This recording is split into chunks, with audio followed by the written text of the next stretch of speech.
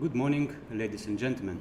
Welcome to Abu Dhabi, the morning round 2, here at 10 a.m. local time. And I'm Grandmaster Viorel Iordăchescu, and soon we will start our games. So far, no big surprise in round 1. All the favorite players, they won their games, except a couple of draws. So on board 1 may have Van Gaal, who won his game. But before to proceed to the openings and to the games, I want to share with you some statistics, some useful information about the tournament. So the Master Tournament is 9 rounds, Swiss system with 148 participants with a lot of Grandmasters. So it's a record number of 48 Grandmasters, 41 international masters from 40 countries. This is a really great event. So we have also an open tournament with about 300 participants, a junior tournament. In a free day, you can enjoy a blitz tournament for, a general blitz, a junior blitz tournament, family tournament, and many other side events like simultaneous display with one of the top grandmasters playing in the Masters. So really, this is a great event, and I would say it's one of the biggest here organized in United Arab Emirates. So the venue is a beautiful hotel, Radisson Blue, here on the Corniche Street in the downtown of Abu Dhabi, with many, I would say, touristic places around. So you can find here Marina Mall, you can find Etihad Towers, and many others touristic attractions. So so what do we have? How many players? So we have Van Gaal from China, former candidate tournament player. We have also Salem Al Saleh, Asian and Arab champion, the best local player, one of the top 50 players in the world. All they won their games, and in round two we have some interesting games. First of all, of course, we'll focus on top boards with Van Gaal playing with Murad Lee. By the way, a lot of many Indian players, very strong ones, some from Olympic teams like Arjun Erigaise, and many youngsters. I mean, nowadays it's not a big surprise. We have so many good Indian young players. Also, we have 2 Olympic champions from Uzbekistan, from Uzbek team. So Vahidov Shamsuddin plays. By the way, this is probably the game that will attract my attention. So board 2, Vahidov plays with Tomaszewski. Well, Vahidov is freshly Olympic champion, and Tomaszewski is a well-known, experienced grandmaster from Russia. So on board 3 we have Alexander Predke playing with Harutyunyan Tigran. So actually from round 2, grandmasters starts to face each other.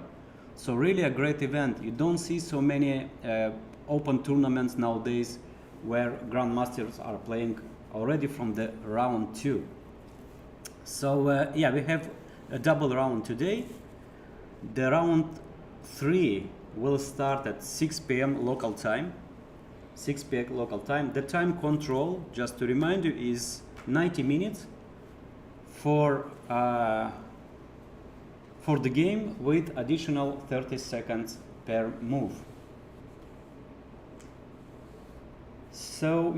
So far we don't, and also from some notorious players I would like to mention former European champion and semi-finalist of a World Championship, Dieter Nussbaum from Germany, Amin Basim from Egypt, African champion, and one of the few players, who managed to reach 2.7 rating level. So this is really great achievement for grandmaster from Egypt.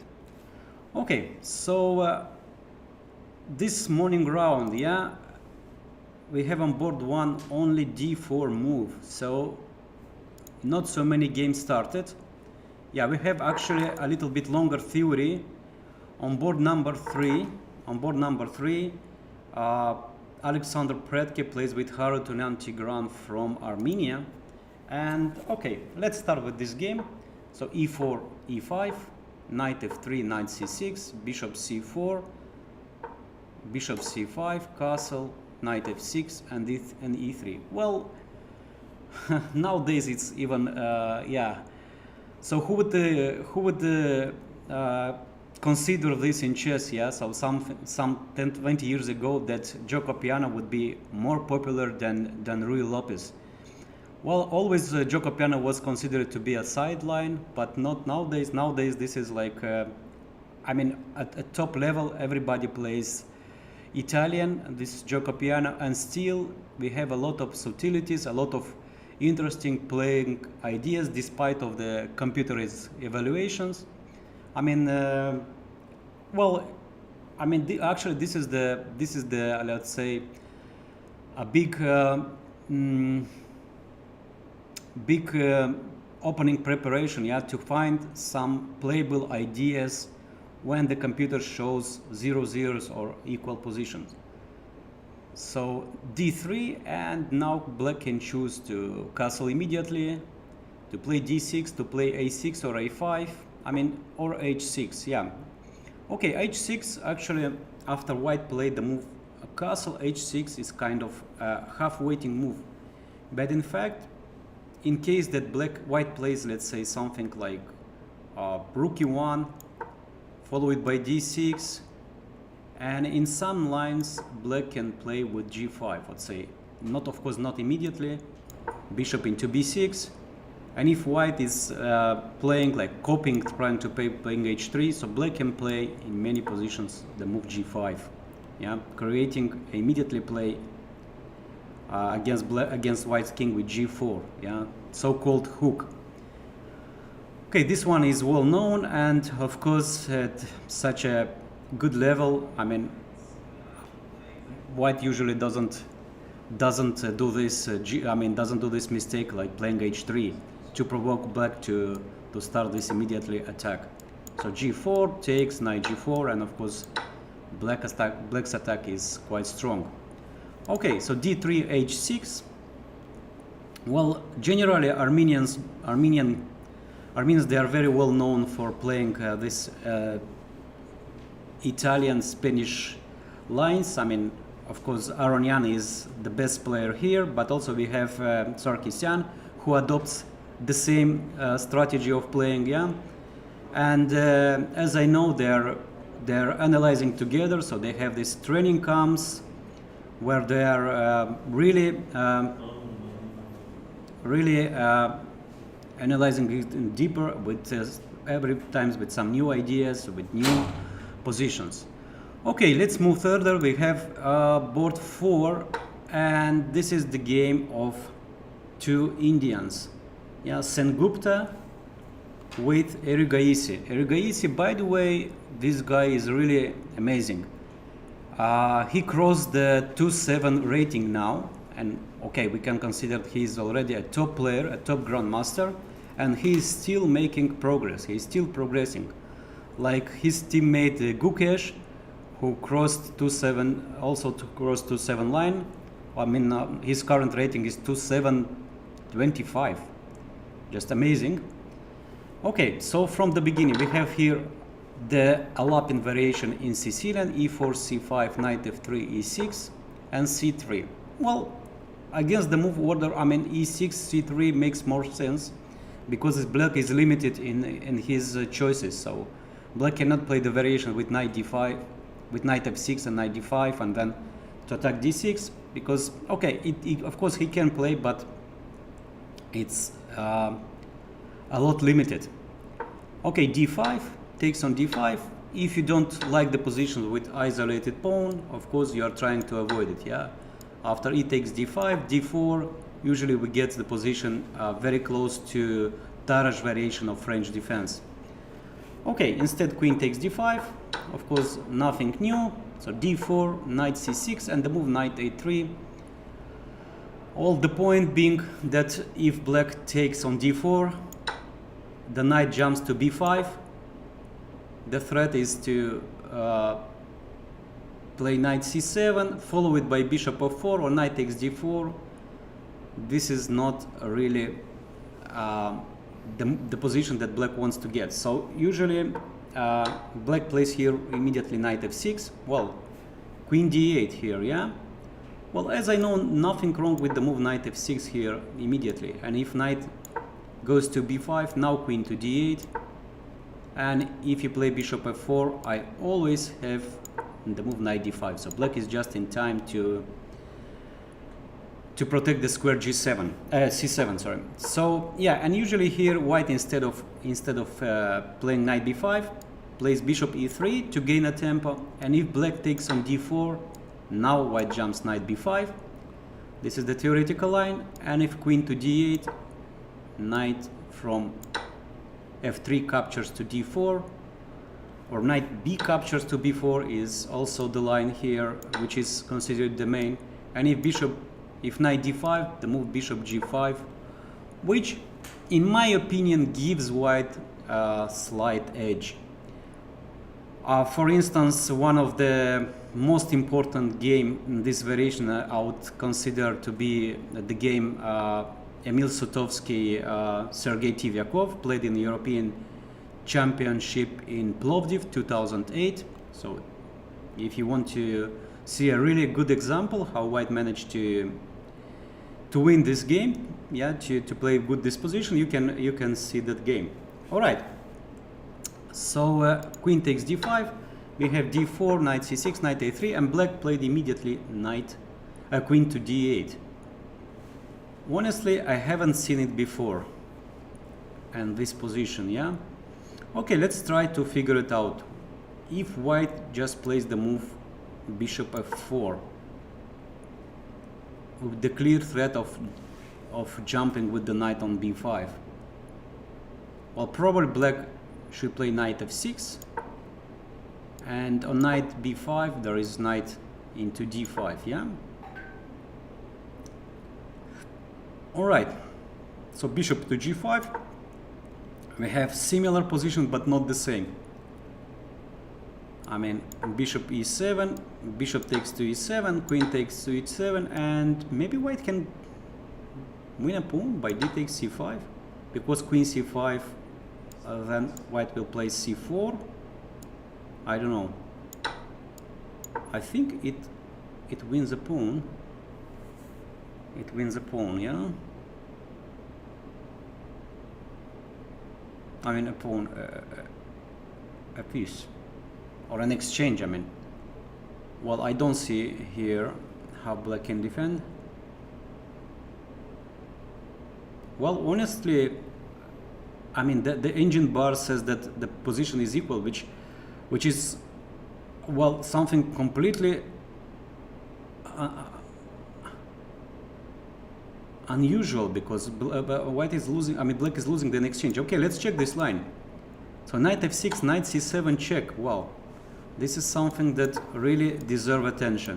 So white is a rook up, but black's position is very active, yeah. So rook into d8, I think.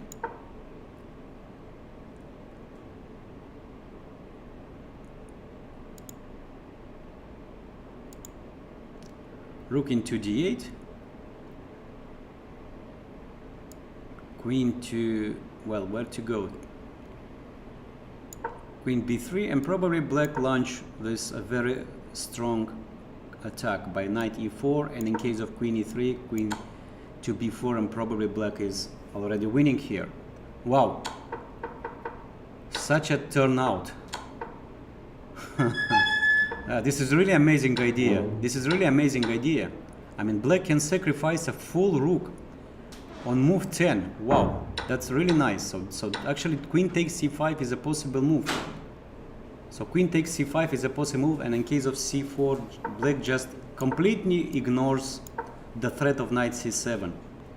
So knight c7, king e7, knight a8, rook d8, and black's compensation is just amazing. Okay, so if you really, I mean, if you want to analyze this position, I really recommend it. Well, just yeah, one more idea is the move queen a3, which I missed, but apparently after knight b4, black is still getting a very strong attack, maybe just winning immediately on the spot. So queen f2, I don't see a real defense, and also knight c2. Yeah, this is how to lose with white in 15 moves. Yeah, if you are not careful enough. All right, so we have the position after queen to d8, and this was a small demonstration, yeah, of black's idea. So queen into d8. Of course, white can play knight b5, bishop f4, as we said, knight f6, and maybe white can take on c5, yeah, and trying to play this slightly better endgame, I believe. After queen d1, rook d1, bishop c5, knight b5, castle short.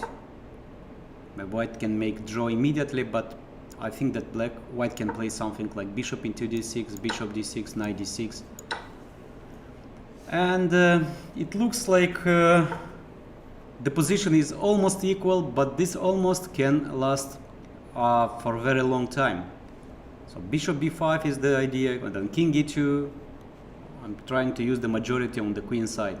Yeah, white I believe is slightly better, at least in practical terms in a game. So objectively, probably the position is equal, but honestly, I would prefer white here. Okay, so we have the position after queen d8. Very interesting move order. Honestly, once again, just to repeat, I never seen it before. Just to retreat the queen back. It's a kind of deep prophylactical idea. So in case of knight b5, it comes without tempo, and black just can play a6 and asking questions. And on bishop f4, knight f6, knight b5, knight d5. This is the line we just mentioned. Okay, so what else do we have? Let's move to board number 1. And here we have classical Catalan. Well, a very frequent guest, I would say, in modern practice, yeah.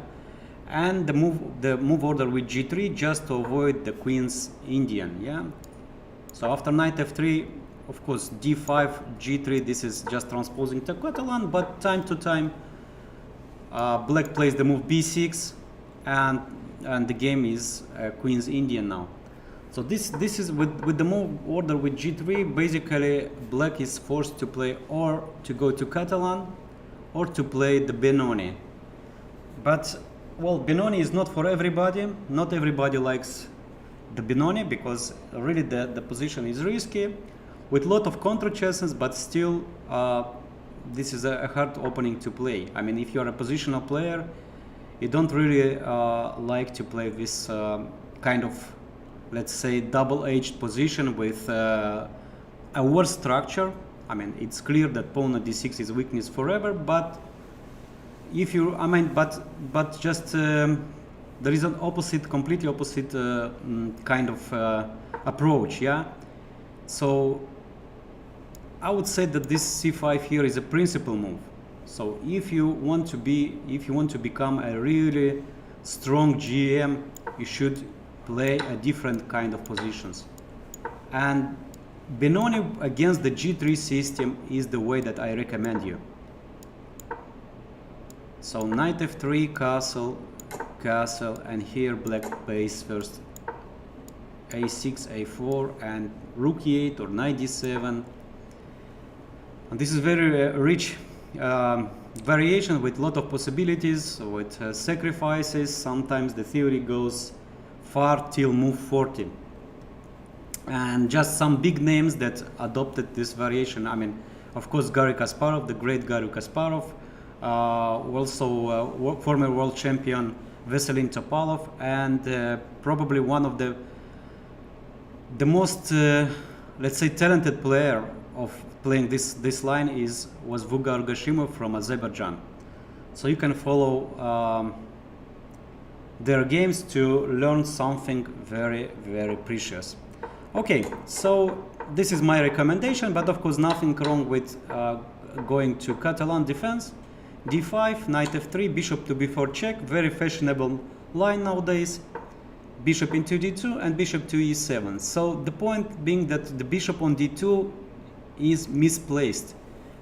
So the bishop on c1, it's strangely looking, yeah, the bishop is better placed on his initial position, because bishop can go to b3, I mean after b3 to b2, and then knight goes to d2 and white plays for e4 idea. And in this line, of course, the play is completely different.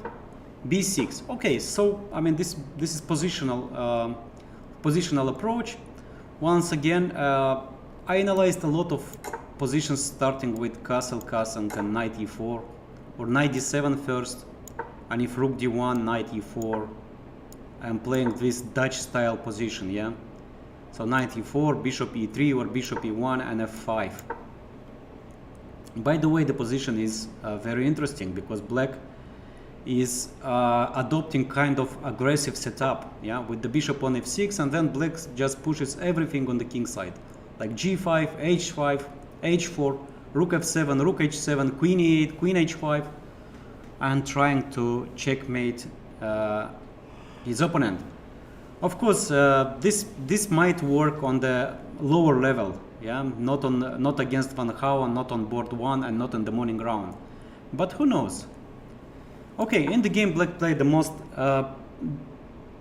let's say, common here plan with b6, bishop a6, or bishop b7, knight d7, rook c8, and c5. Well, what is the finesse? Why black plays b6 first, not castle? I believe because maybe of some, let's say, Dubov-like ideas, yeah? So something like h4 here, followed by h5. I mean, I don't know. Just black is trying to limit white possibilities. So after b6 castle, knight d7, we have a transposition to the main line. I mean, white can play here or rook d8 or rook d1 on bishop f4, knight d2, yeah. So probably black wants to, no, I mean bishop f4, bishop b7. We have the classical, I mean, we have the transposition to the main line. Okay, let's move to board number 2. Yeah, this is the game that probably I'll try to focus as much as I can, because we have here a battle of generations, I would say, yeah. The young and freshly Olympic champion Vahidov from Uzbekistan plays with Evgeny Tomashevsky, so-called professor, yeah, professor of chess. So basically one of the last, let's say, classical player of a Russian chess school. The former Russian champion is back to practical chess, because for the last couple of years he was the second of Jan Nepomniachtchi, and he didn't play much. Honestly, I don't remember him playing a classical game for the last couple of years. Yeah, so now he is back to practical chess here in Abu Dhabi. So e4, e5, knight f3, knight c6, bishop b5. Finally we have a Spanish opening, knight f6, castle, bishop e7. Tomaszewski is very well known for playing the Marshall Gambit. d3, no. So young Shamsuddin, he said no Marshall. Let's play a long game with structure. So b5, bishop b3, and d6, and the move a3. Well, yeah, a3 here is one of the many plans here, yeah. Of course, a4 is the same, but a little bit more, let's say, aggressive approach. Here, if I'm not mistaken, the best move, the best line is the bishop to d7, which was played against me by the world champion, by the former world champion Anatoly Karpov. So this was my only game played against the world champion Anatoly Karpov, and I was beaten badly. Actually, it was a real chess lesson. Yeah, I have learned a lot from that game. The game was played in back in 2006, if I'm not mistaken. So 16 years ago in Valjevo in Serbia, in a close tournament. And later, I mean, black managed to exploit the weakness of the square b3. So somehow I played c3. Well, I'm not sure about the move order, but the scenario was something with knight a5, bishop c2 and c5, and later on, I mean, when I moved the knight on f1, Anatoly, I mean the legendary Karpov played b4, and then this b3 square was causing me a lot of problems. Yeah, after rook b8, then the threat is to play b3, c4. Yeah, okay, but a3 is, I would say, this move is more flexible. So white, yeah, and first of all, of course, the threat was knight a5. Yeah, in case you've played the move h3 or rook e1 or some other move, some other like half waiting moves, white, yeah, black will play just the move knight a5 and winning the bishop. So this is of course well known. By the way, a different approach here is to play bishop to d2, and then anyway a3 is a move. So a3, castle, and knight c3. This is the way how they're playing, and h6. A very rare move, I would say. If I'm not mistaken, the main line is here bishop to g4. So now white plays bishop to e3 to stop the move knight d4. Black anyway goes knight to d4. Bishop takes, pawn takes, knight d5, and here we have a theoretical position. I mean something like knight to d7, h3. Black takes this knight, plays knight e5 or c6 first. Yeah, c6, I believe, knight f4, and here we have many games. One of the game that I remember, I think, is the game of Morozevich. Yeah. Okay, so instead Professor played the move h6. Now this is a lesson to learn. So h6, follow it probably by the move bishop e6. So the question is, what's wrong with the move bishop e6 immediately? Probably nothing wrong. Yeah, probably just white jumps knight d5, and then anyway black would be first to move the pawn on h6. So then why not to play it directly and to have this more flexible position? So bishop into e3. Yeah, of course it's a provocative move, knight g4, but I don't believe really black wants to play knight g4. First of all, I'm not really sure that knight e3 is a threat, and secondly, just white can retreat the bishop on 2d2, and then the knight on g4 is not doing much. I mean, I can play anytime h3, I can jump knight d5, or sometimes even bishop to d5. Well, yeah, this is kind of just losing time. So rook into e8, a4, a3, a4. Well, this is honestly something that I haven't seen before. So a3 and a couple of moves later a4. Yeah.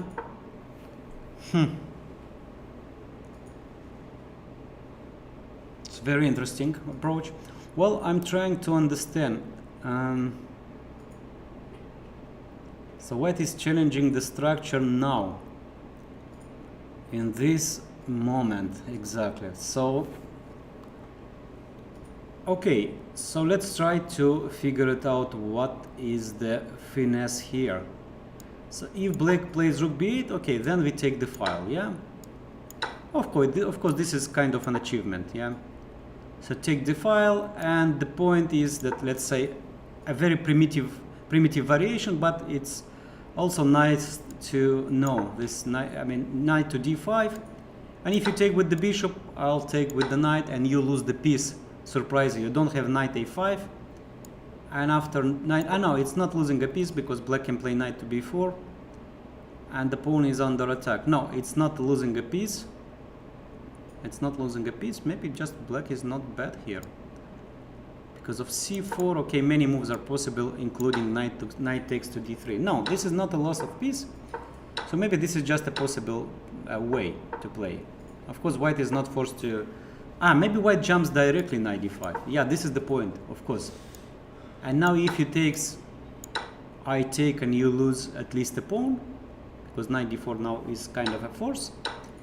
And if you play bishop e6, white is in time now to play c3, and black cannot touch the knight on d5. Well, I believe this is the point of playing the move a4 here. And okay, rook b8, we take knight d5, follow it by c3. If black plays b4, white jumps to d5. The knight jumps to d5 or to e2. No, probably to d5. Probably to d5. Well, the typical move here, by the way, black can sacrifice the pawn. I don't know. What do you think about this sacrifice? Knight a5. I mean, if knight b4, just I'll take on c3, on b3 and play c5. And this is kind of a typical pawn sacrifice, yeah? So c5, then rook b8, bishop e6, attacking b3, attacking d3. Also black can play later on c5, f5. Yeah, this one is a typical compensation. And if white moves the bishop to a2, I mean, the simplest way is just taking on d5, bishop takes d5 and c6.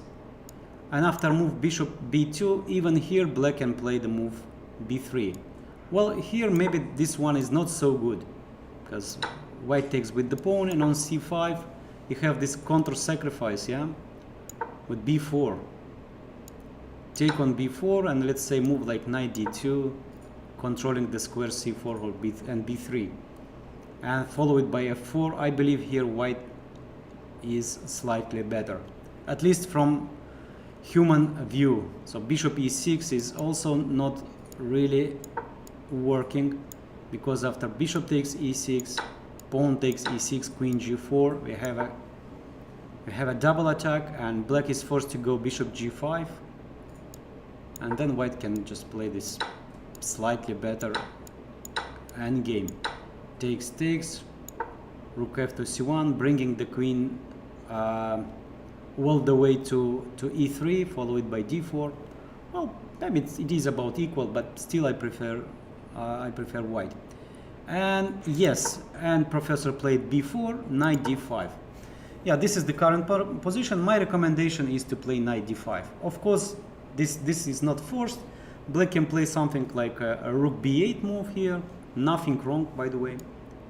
Just removing the bishop from this long diagonal, from the diagonal a8 h1, and now black wants to play knight a5 or take on d5.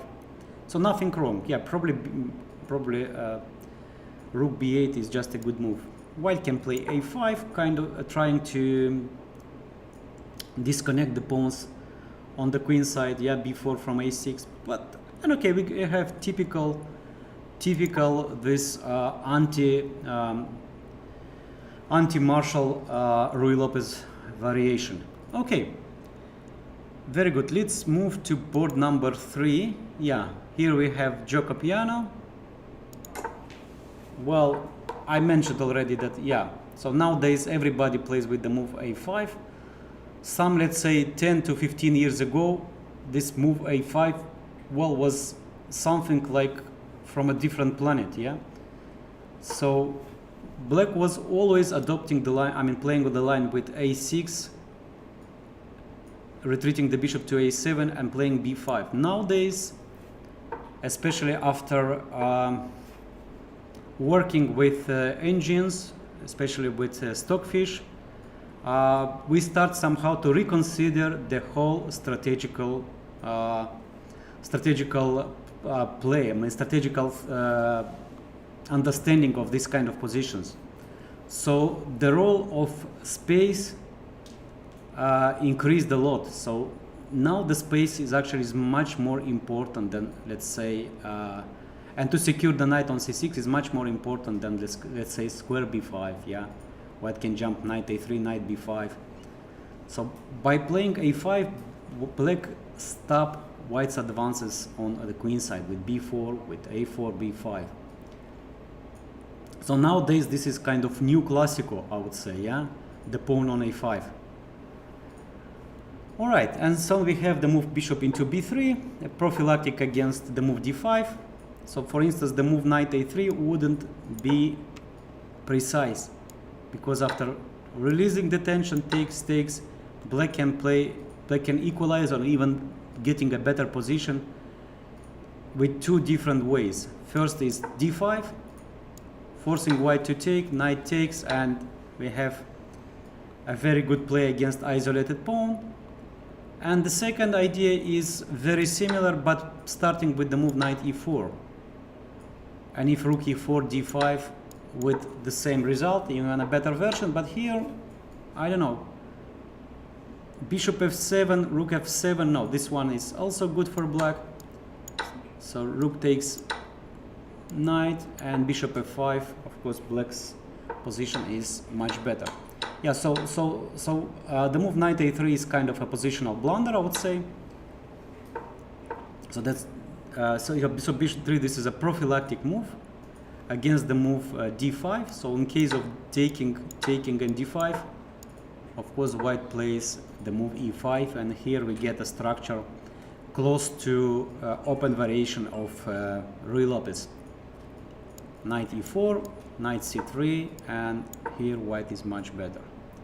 Instead, black played the move rook e8 and bishop c2. Yeah, well, this is interesting.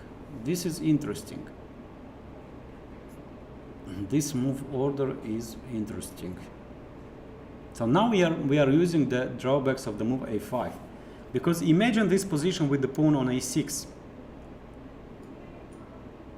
So here black would take and play knight b4, and in case of here anyway this doesn't work, yeah, but I thought with the pawn on a6 I can play b5 now, but here the pawn is simply hanging. So what here, probably white is forced to give up the bishop with knight c3, knight takes c2, queen takes c2, and play this position, which, well, white got a very nice center and very good development, but instead black is bishop pair and a very nice, I would say powerful play against white's center, yeah. So one bishop is on a7 attacking on d4, the other bishop can go to d7, c6. Sometimes some ideas with attacking on h3. Let's say black can play something like c6, followed by b5, b4, bishop b7, bishop a6. Honestly, I would prefer here white. Bishop f4, rook d1. Central strategy is always, in most of the cases, is more successful than the side. Okay. So bishop c2, interesting approach. Of course, black is no way forced to release the tension, to give up the center. Moves like bishop to d7 comes to my mind. I don't know. What else? The maneuver of knight e7, knight g6, no, probably not here. So taking knight b4, this is one option. The move bishop d7 preparing taking on d4 and knight b4, or maybe b5. Yeah, this is another option. And still white cannot play knight d2 because the pawn d4 is hanging. Probably white should play something like knight a3 here, yeah. But in this case, we have a different position, that the knight is far from the square a3. But from the other hand, white can keep the bishop, and the e5 move is always a huge threat. Okay, very interesting. Yeah, and actually he did play bishop d7. Yeah, this is the let's say the most logical move here. Yeah, you just keep the tension, you develop your last piece, and you keep all the possibilities. Yeah, to play d5, to take on e4, on d4, maybe to relocate your knight with knight e7, knight g6. One day black can even push a4 here. All right, so we have typical Jacobiana position. Yeah, let's move to the game. Here we have also a very interesting game. So Amin Basim plays with white pieces against Arjun from India, and G3. Well, what just Amin decided, so morning round, no long theoretical lines, I just want to play my slow game. G3, of course, giving black a wide choice here. I would know. Okay, so D5, Bishop G2, C6, C4. Yeah, we have an E5. Wow, this is really very aggressive approach. I mean, usually black plays here Knight F6, or even this one is quite playable. I mean, just one of the main line. And E5, honestly, okay. So now it's very simple. We have a simple transposition from the English opening. Yeah, just I will show you from the English opening. So this is so-called Keres variation in English opening. After C4, E5, G3, C6 is one of the main move, and here white can play it in 3 different ways. Knight F6, and we have Alekhine type of position, Alekhine defense type of position. We can play here D4, where black can play or take on D4 or play E4. This is the second type of the position, and the third one is the move bishop to G2, and after D5 we have exactly the same position. Exactly the same position. So takes and D4, E4, Knight C6, and here we have, well, really chess is really very interesting game, yeah. So if I'll tell you this is Sicilian Alapin, would you believe me? So we have a transposition, I mean a transforming, yeah, from the slow move G3 to English opening, and now this is the Alapin, Sicilian Alapin. So let's imagine the position. Yeah, let's imagine, so white plays here E4, black plays C5, white plays Knight F3, black plays G6, white plays C3, black plays bishop to G7, D4, take into D4, take into D4, D5, E5. And if we change the color of the pieces, yeah, white is black and black is white, we have this Alapin line, yeah, we have the line which is in the game now. So one more transformation. Okay, actually this is modern approach to chess. You play the same, you play with white as black, but you have a tempo up. Yeah, Knight C6 and F3. Okay, here many plans are possible.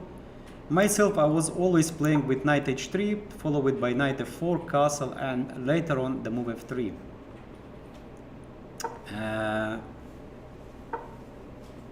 Amin Basim played immediately F3, nothing wrong.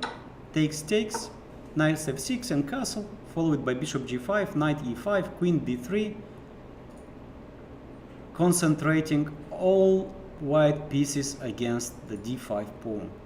If this pawn falls, the game is over. Okay, Knight F6 probably, okay, there are 2 moves here. I mean, bishop to B4 or bishop to E7, yeah? Bishop to B4 just to eliminate this knight, this dangerous knight.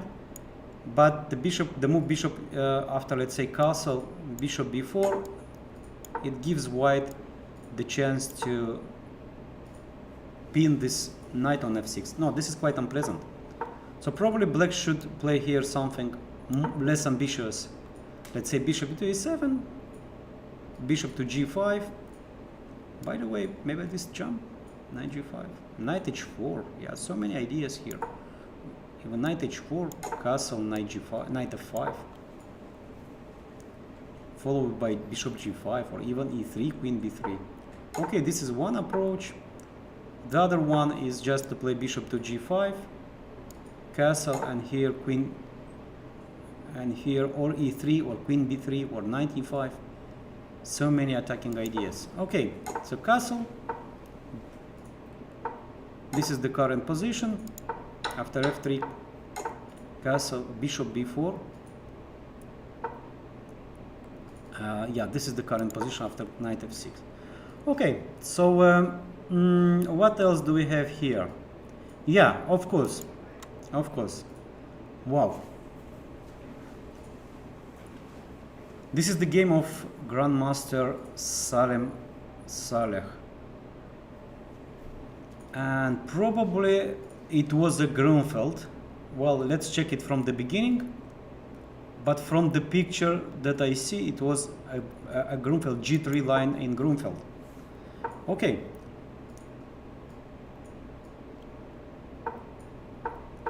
Yeah, it was Grunfeld with knight c6, e3, castle, the move a5. Well, the main line, okay, just to mention, the main line is the move rook e8, a half waiting move. Yep, preparing the move e5. a5 is also popular. And d5, yeah? And here e4. Okay, one of the many lines here. I remember this opening cost me probably it was probably the most expensive loss in my chess career. So in European Championship I was leading back in 2008, and I was just half a step from qualifying to World Championship, and in this line I lost to very painful game to Grandmaster Tkachov from Kazakhstan, and it was really very important. So he won the title and I didn't qualify for the World Cup. So after that I really start to hate this line. Okay, we are all chess players, we are very emotional, so sometimes our decisions are not really objective.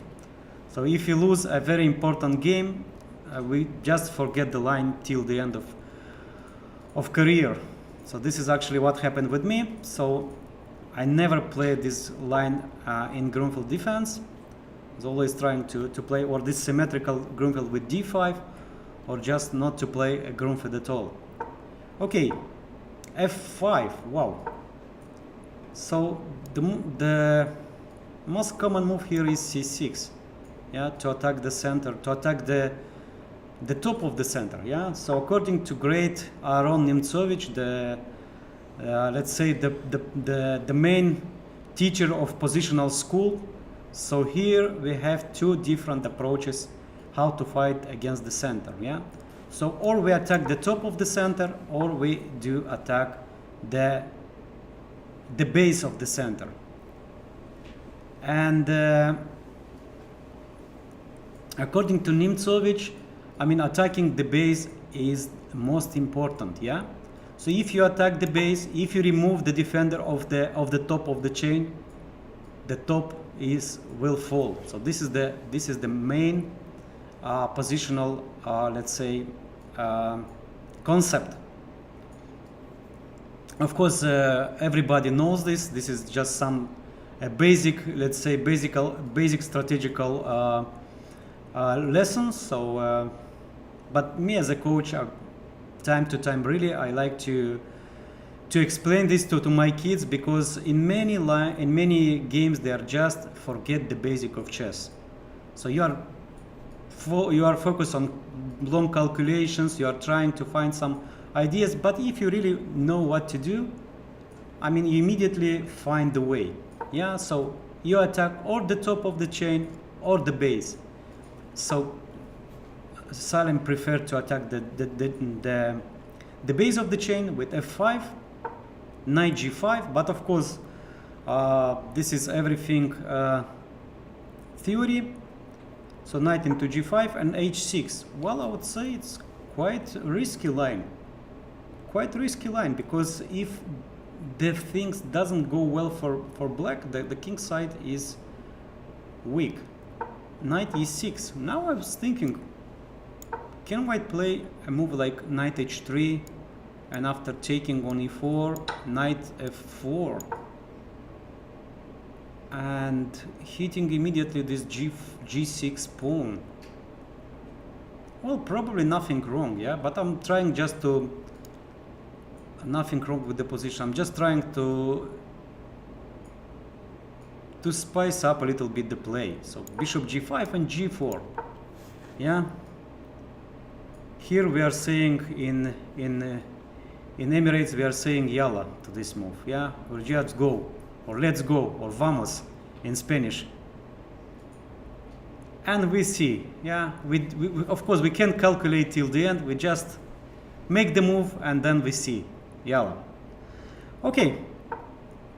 Knight e6. Instead, white played something more simple. I would say bishop takes e6, take on e6, queen takes d1, trading of the queens, and c6. Of course, this is still home preparation, I'm sure about. So Salem spent only 3 minutes. Of course, I mean it's clear indicator that he's still on his home preparation. Well, this is good sign for Salem, and not good for white. So white already spent something like 40 minutes. Yeah. By the way, just to remind you that here we play, I would say, short classical time control. So 90 minutes for the whole game, plus increment of 30 seconds. But okay, I mean, honestly, I really like this time control. I really like, and I managed to achieve the best results in my career. I mean, I would say thanks to this time control. So this is somehow, if you have like not bad, let's say, not bad general knowledges, yeah, and if you have good positional understanding, you have enough time to calculate, and then you can take some of your decision more intuitive. And of course, you don't have time for hesitations. Yeah, so if you have more time, you start to think, well, here, maybe that, what is the right move order? Maybe I should go here. You just take the decisions intuitively, and sometimes it works. It works out better than the long thinking. Yeah, the way of long thinking. But of course, this is a very individual approach. Some my colleagues will argue with me and say, okay, this time control is too short for classical games. We need to play something. I mean, we need to play a deeper chess. We need to take some to have time to find some deeper decisions. We need more time to calculate long lines. Of course, I fully agree with it, but this is just my opinion. Okay, so what do we have here? After g takes f5, the first question is, white needs to complete his development, yeah? So bishop on c1, where to go? Of course, bishop e3 is not a good move. Not a good move due to knight c4, and b2 pawn is hanging. I'm trying to understand if bishop f4, knight c4, and white plays rook to d7. I don't know. Looks like an ordinary blunder. I mean, just black eats the pawn, but do I have something here? No, I don't believe, because the knight hangs, and then the other knight is ready to jump to d3, or the knight b2 to d3. No, I don't believe the compensation is enough here. So after knight c4, no, probably bishop f4 is just a mistake, because after knight c4 I don't really see how white can defend the pawn. Of course, rook b1, knight b2, or rook d8, by the way, because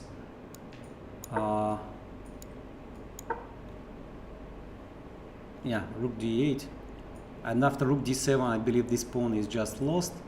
Now, so here black gets a good position. What else? How to solve the problem. Of course, a3 is a possible move here.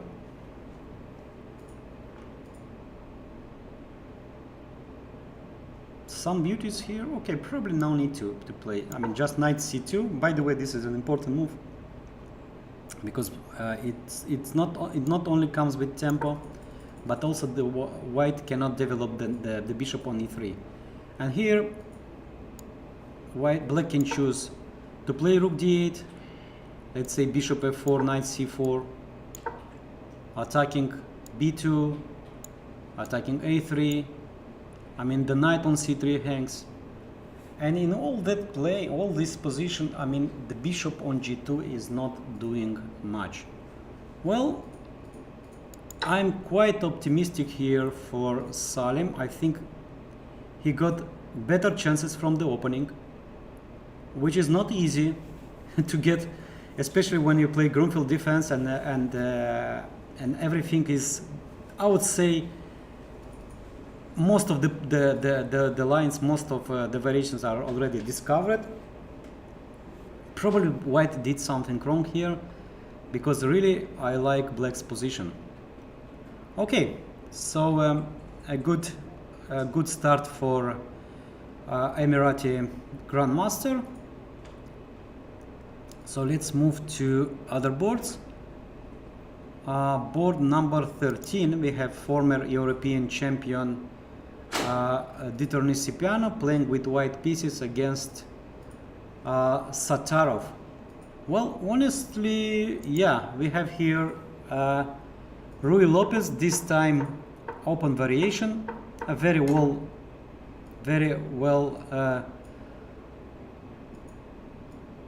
known position. Well, honestly, I'm trying to understand why did white choose this one. I mean, more fashionable here is of course the move bishop to b1 with long theory here. I mean after bishop b1 I was playing this position for both colors. Takes bishop f5, and here we have the move bishop e3, rook e1, b4, different moves order with a lot of theory here. Okay, so white decided just to play some simple chess, yeah, inviting to an endgame. So rook into d5, rook c1, well, and here white can play rook c2, or there is such kind of approach, yeah. First you play c4, and after bishop b takes c4, now you take rook c2. And the difference is that if black goes to the same line, there is an extra weakness on c7, and white's position is much better here in the endgame. And to c4, yeah, I think c4, this is the move. This is the move to play, because after rook takes c2, I mean, if white is trying to just to play a different move order, after the move c4 here, black is of course no way forced to take on c4 and can play the move bishop to d6, for instance, defending the c7 pawn, trying to relocate the rook by playing rook f5. I mean, rook d1. Well, yeah, this is still theoretical line, I believe here. By the way, maybe bishop c5 here. Bishop c5, trying to trade this very important bishop, yeah. Yeah, this probably should end in a draw. After bishop takes c3, pawn takes c3, a takes to b5, rook c7, rook takes e3, and I don't really see how white can win this one. By the way, okay, white should be, no, I thought that white should be careful, but no, rook f1 and just liquidating all the danger here. I don't know, maybe white can play a little bit, but probably should be a draw. So what do we have now?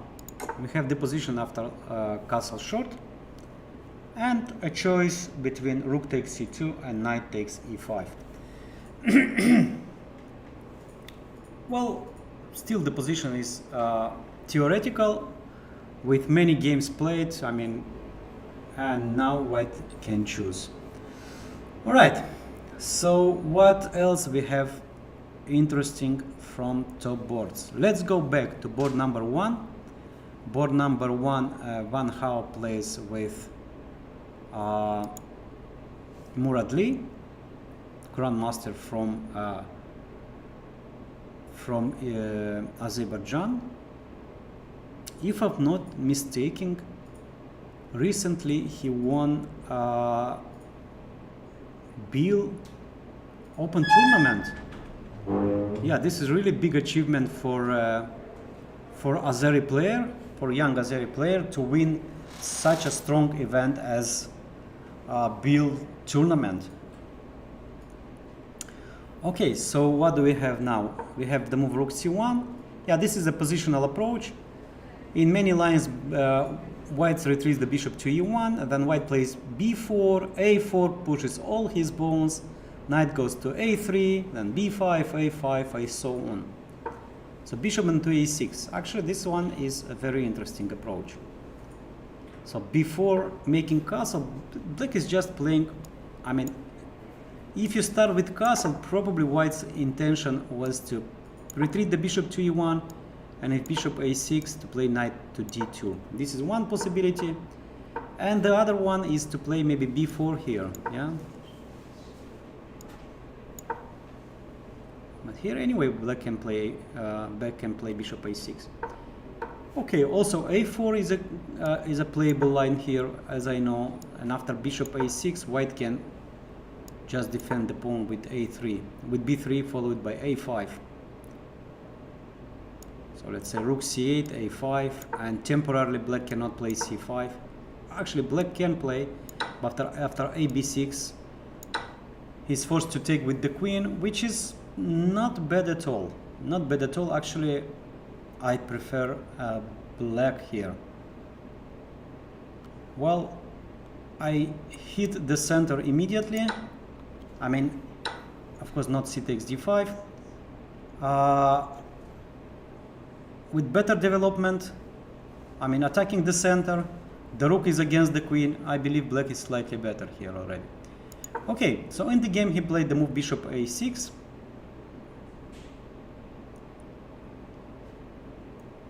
It looks like Van Hao is surprised this morning because he spent a lot of time, I mean almost 40 minutes, and it's only move 9, yeah?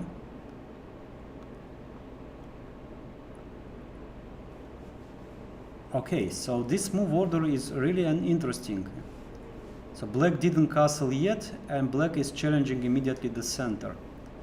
So now what is white's choice? Of course b3, this is, but then white loses to the possibility to jump with the queen to a4. And black plays rook c8, followed by castle and c5, and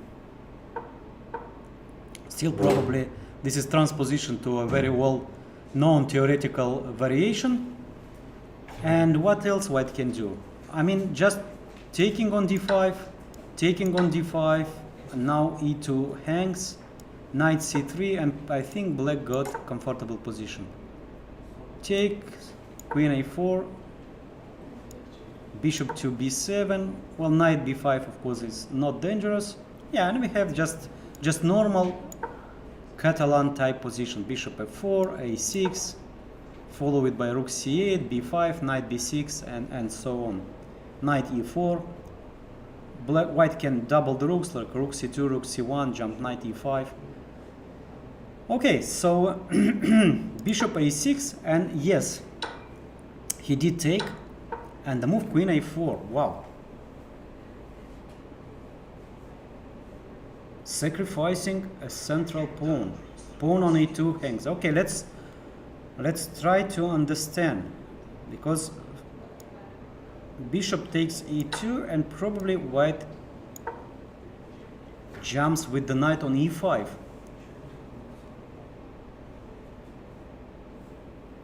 And if you go castle short, you lose the exchange, yeah? Knight c6, queen e8, knight takes e7, queen takes e7, and bishop at b4, and I don't know. By the way, this is not all. No, I thought that black can play rook c8. Well, I don't know. I know this is actually not playable because okay, bishop takes e7. This is of course probably winning, but if white really doesn't want to calculate, I just play knight c3. The bishop hangs and the queen hangs here. Okay. So white is winning. So very interesting approach. After long thinking, white sacrificed the pawn on e2, and after bishop takes e2, knight goes to e5, and some really difficult problems to solve. Actually, I don't know what to do here. So after knight e5, castle is not possible. Rook c8, knight c6 is the same, with the same result. So very interesting play by Van Gaal. And if black is forced to retreat the bishop on b7, then probably nothing wrong with the position. I don't know, knight e5, castle short, but at least white can play knight c6, bishop takes c6, rook takes c6. Okay, ladies and gentlemen, this morning we have a special guest in our studio, the legendary Abdullah Murad. Good morning, Abdullah. Good morning. Good How are morning you? to everyone who is watching us on YouTube. I'm so happy to be here again. Yeah, thank you for coming, and share some first impressions about the tournament, about the festival, because of course you are one of the organizers, you know much more details. And what is specific this year? What are the new tournaments after 2 years of, last year it was a rapid event, in 2020 we had no tournament. And what is new here? What is new this year? First of all, Coach, I'm so happy. So finally we are back. The chess festival is back. It is indeed one of the best tournament, not just in the UAE, but I mean in the region. So after 2 years, in the last 2 years, we couldn't organize the same huge festival like before. But this year, alhamdulillah, many players. Personally, I was surprised when I saw the numbers. Like when we were preparing for the event, I think such event after COVID we didn't see. 1,000 players, everyone is playing in the same venue. It is like mini Olympiad for me. So many players. But the number of the players is very close to the Olympic, yeah. It is, yeah. It is. We have 800 players in all 10 tournaments or 11 tournaments. We have more because you didn't count the Blitz tournament. We will have more from the other Emirates. They will come also to join. Wow. And I heard that few players are coming from Oman, because Oman is also like 3 hours driving. So I think we will have a huge this is really impressive Blitz tournament. Also this year we have 2 Blitz tournament. One is for the under 16 Blitz tournament, and then we have the open section. So we call it like a novelty, for Abu Dhabi Chess Tournament Festival, a separate junior Blitz tournament. Separate junior Blitz tournament. Also, the tournaments, it is like every year. We have family tournament, we have open, junior, we have one player for the front line, for doctors, nurse, policemen, because these guys did a great job in the last 3 years. And Indeed, they did. That's really great idea to organize. The Abu Dhabi Festival is not just for the master player. Abu Dhabi Festival is for everyone. Amateurs, parents, elite player like Wang Hao, one of the like he's in top 20 now for sure. So the tournament is basically just for everyone. Yeah, and my only participation in the tournaments was in a family tournament. I was playing with my daughter, so this is. And how was also, the results? Well, actually, we took third place. Okay, because Back- she played well, or you were playing well. Well, because Papa won some very important games, but also she won a couple of games, and it was really great. Yeah, this is The environment here is good.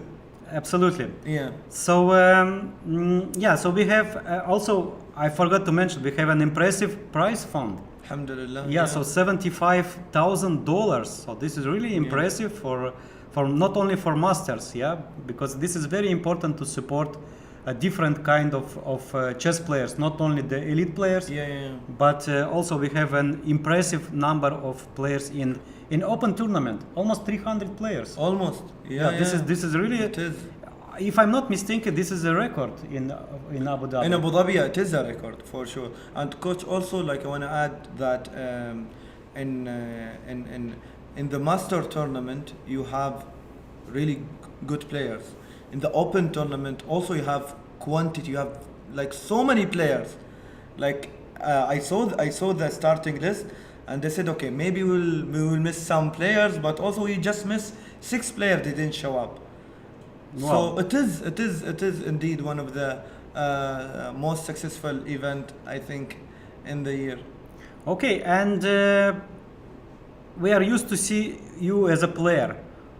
And which tournament will you play? Okay, yeah. From 11 tournaments, for sure you should compete in one of these. I will be competing in Blitz tournament. In Blitz tournament? Yeah, Okay, very so good. I think who will be the top seated? Maybe Wangao. So I need to be careful. Well, I thought you will play in the junior group. But okay, you're just I'll play in open recently tournament. married, so probably, yeah. Probably after 4 years, I will be planning to play in this family tournament. All right, very good Yeah, plans. yeah. And me as a coach, I'll try to contribute to improve your family's level of play. Inshallah. Okay, so what do we have? We have morning round. Yeah. Of course, the usually morning rounds are very specific. Yeah. So we have. I mean, some players are playing over aggressive because they are trying to finish the game quickly. Yeah, some players, I mean, they have completely different approach. For instance, we have already a draw on board 6. So let's say so-called grandmaster's draw. Okay, let's see what was the. Let's see the game. Well, let's see the game. Well, I don't. No, this is not the game. It's board 6. Well, nothing really happened here. Yeah. So this is the game. This is the It's so-called. tricky to play morning round. You don't know what to do. Like you don't want to waste your energy because you have another game in the third round.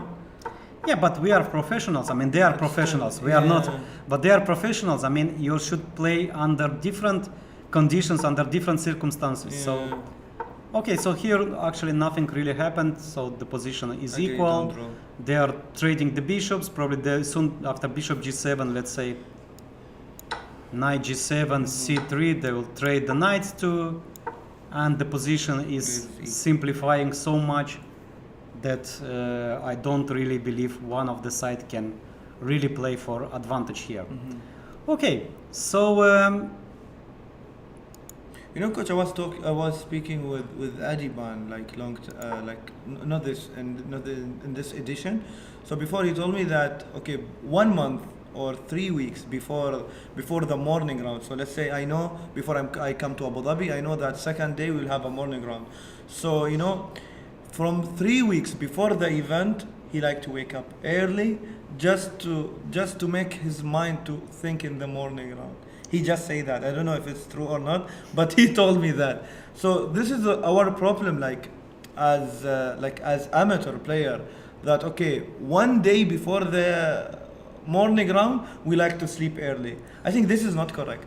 You should at least 3 or 4 days before try to adjust to adjust your timing to your sleeping, that okay, your mind will be working the same energy like in the evening. But what do you think as a player and also as an organizer? Why do we have these morning rounds? Okay, we need. I mean, and is it possible to avoid the tournaments with morning round? Because even now at the Olympiad in Chennai, it was a kind of. I mean, most of the players complained about the morning round. Yeah. So after finishing the round at night, I mean the previous one at 10 o'clock in the night, you have the morning round just next morning. I mean next day morning. I mean it's just really very hard. And is it possible to avoid this morning rounds? We received many feedback about that from the player. So this year we need to do a morning round because we are we have one. Then we can have a blitz event. We can have a free day for the players to go and see Dubai or Sharjah or to see also Abu Dhabi, so they can have enough time to see the place. Plus all of that, I think you cannot avoid morning round because it's good for the organizers to have at least to have less. We are like removing one full day event. Plus all of that, we are saving. We are saving it's a lot about of money. it's about saving monies. Yeah. Plus coach, plus all of that. We did okay. We said we will make the double round in the second day, so the games will not be. It will not be like if you do it in the last few rounds, exactly. which is like I mean, it's less important. the important is less. Yeah, the importance of the rounds is less. Yeah. Yeah, I agree with you. So, I mean, this is kind of already kind of normal situation that we have morning rounds. So, and it is, I think, in all tournaments they are doing all of that. Of course. And what do you advise players or maybe tourists and parents and all the accompanying person? What do we have here in Abu Dhabi as attractions? What do you recommend? Oh, we have Sheikh Zayed Mosque is one of the most famous and nice place in Abu Dhabi. We have the Louvre Museum, which is a branch. Are we in Paris now? In Paris. No, we have it in Abu Dhabi. Ah, really? This is good. Okay, this is good. Also, it is if you wanna see the parks, we have fantastic park here, fantastic water park here. We have the Yas Water Park. It is one of the most famous and nice place to visit. The weather is good for water park because it's hot, so it is indeed attracting more people than in the winter season. Plus it's like 1 hour from Dubai, so you can go to Dubai. Well, 1 hour and 15 minutes.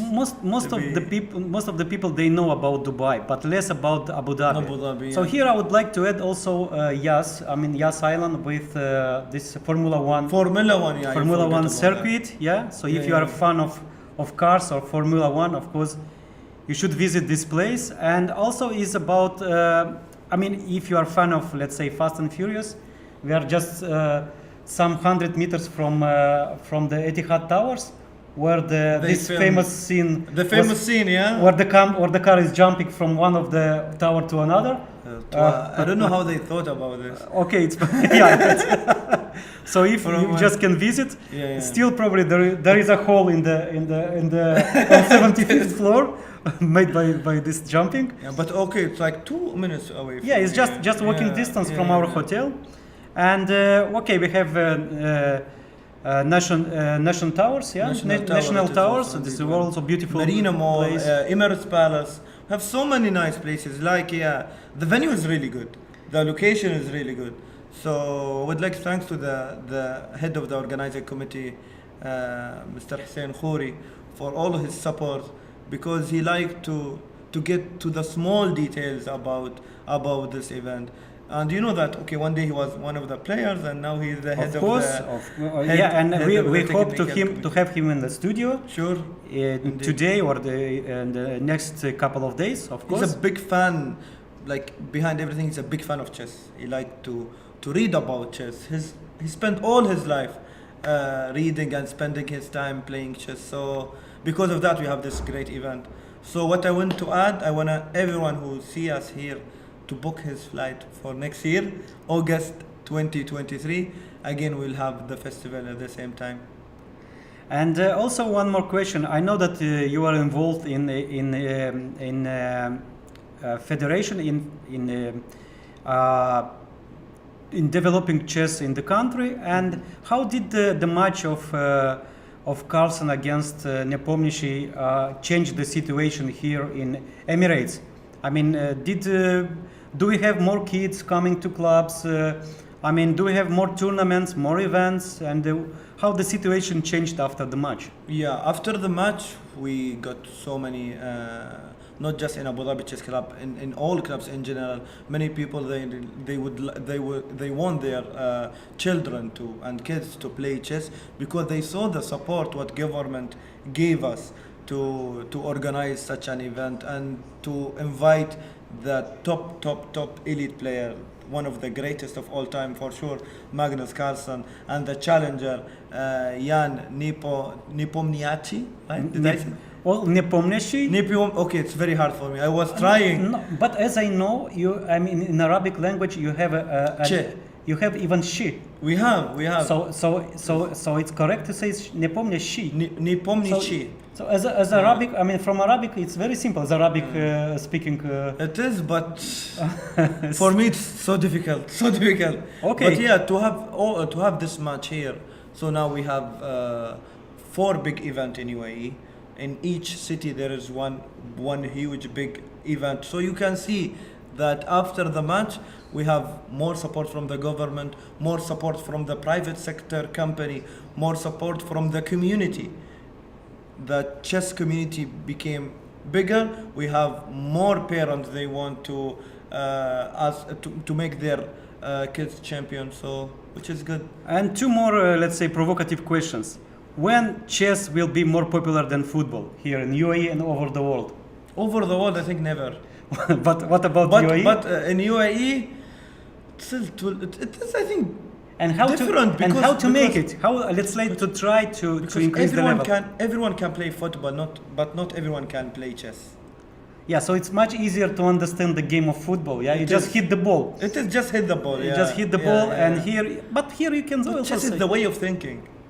Yeah, I agree. And the one more question is, I heard some rumors that Abu Dhabi wants to organize World Blitz and Rapid Championship at the end of this year. Is it true, or these are just rumors? Okay, the FIDE. Yes. As I know. Yeah, because I think many professional players they're just waiting for this great news. I mean, confirmation, I would say. FIDE were negotiating with Abu Dhabi government a few months ago to host a big event. Right.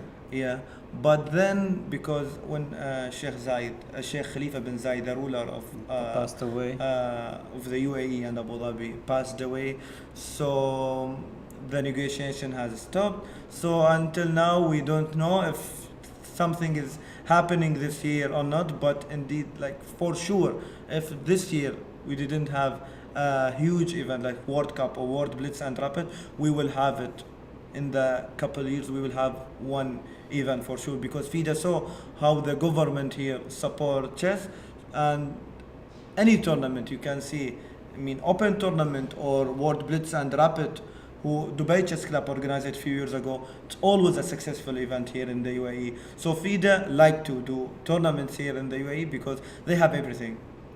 The government support FIDE a lot in the last few years. Like for example, the FIDE Congress, before COVID it was in Abu Dhabi 2020, and after that it was all online, and after that they resume.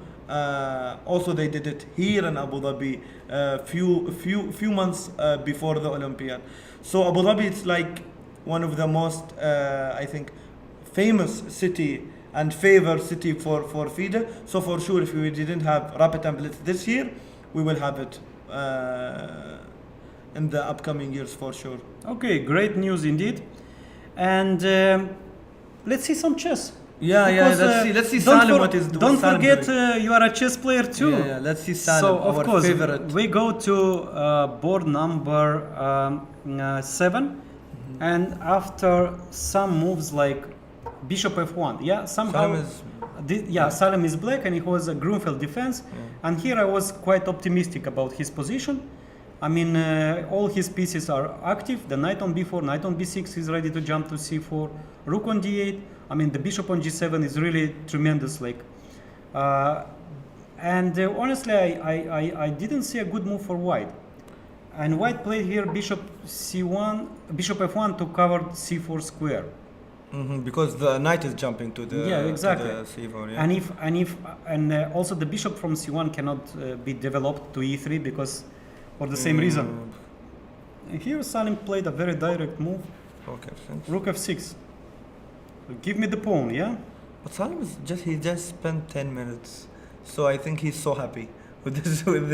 Is this a good sign? Yeah, I think Okay. I think because he's more his pieces is more active, so he just spent 10 minutes, so he's happy. He have a direct plan. So because when you think, you are thinking of a plan. So if you didn't think in this level, for sure you already have a plan, plenty of plans. Okay, and let's hope maybe he's still on his home preparation. Why not? This is also important. Yeah. Okay, bishop to e3. Of course, this is the way to develop knight to d5. I mean, the one or the other. I don't know. Maybe knight 4 to d5 is more precise here. Knight takes d5, knight takes d5, and here white is thinking. So what do you think? What white should play here? Well, if white doesn't want to lose the pawn, I believe white should play bishop c4. And now if you take on e3, I'll take bishop, and the threat is rook to d7. You don't really like it for black, I think. But if you take the pawn, I'm a little bit afraid of this kind of tricks. Rook d5, take, pawn d5, bishop d5, king f7, or rook a6. I thought, okay, or king f7, rook e1, and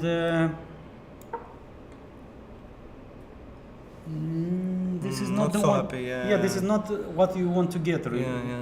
So then what? White will be squeezing the black in this position. So then what? Salim should play what to play after position. the move? Bishop c4. But the white, did he play bishop c4? No, he didn't. Not yet. Not yet. But probably bishop c4 is the most likely he will. Yeah. And what about the move rook d8 just to defend? Yeah, rook d8. Look. But this look one. Normal. Bishop b6. Also some unpleasant jumping tricks, tricks. Rook to d6 to defend everything, and maybe just. So maybe rook f6 wasn't.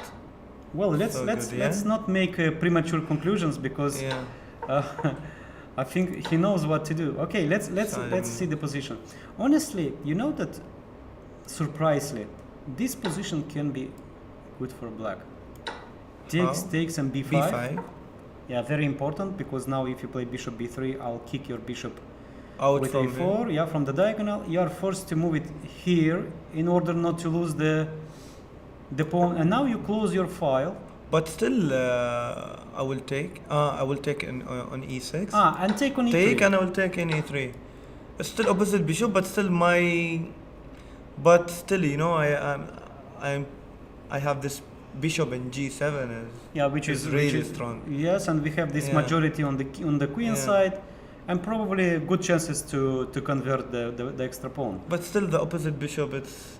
Well, but with the rooks, you have more chances here. But okay, it's just a pawn up. I mean, winning or not, we will see. So basically here, knight d5, bishop c4. We just take and play b5. But we don't have another plan, yeah. No, but this one is good. I mean, c4. I know that Sharjah players just are waiting. Give me the pawn, coach. This is their favorite approach. To eat the pawn and then try to win the game. And I think this is the case. I think this is the only. Yeah, I mean just a pawn up. Pawn up and play. Okay, good news. And what else white can do? I mean, if something like bishop d4, just rook takes pawn, and okay, maybe white can try to play for compensation. Something like bishop d4, rook e6, bishop c4. The threat is to take the pawn back. But I don't believe. I mean, if I'm, let's say, I'm greedy, I'm defending the pawn, and my next move is e6. It's e6, yeah.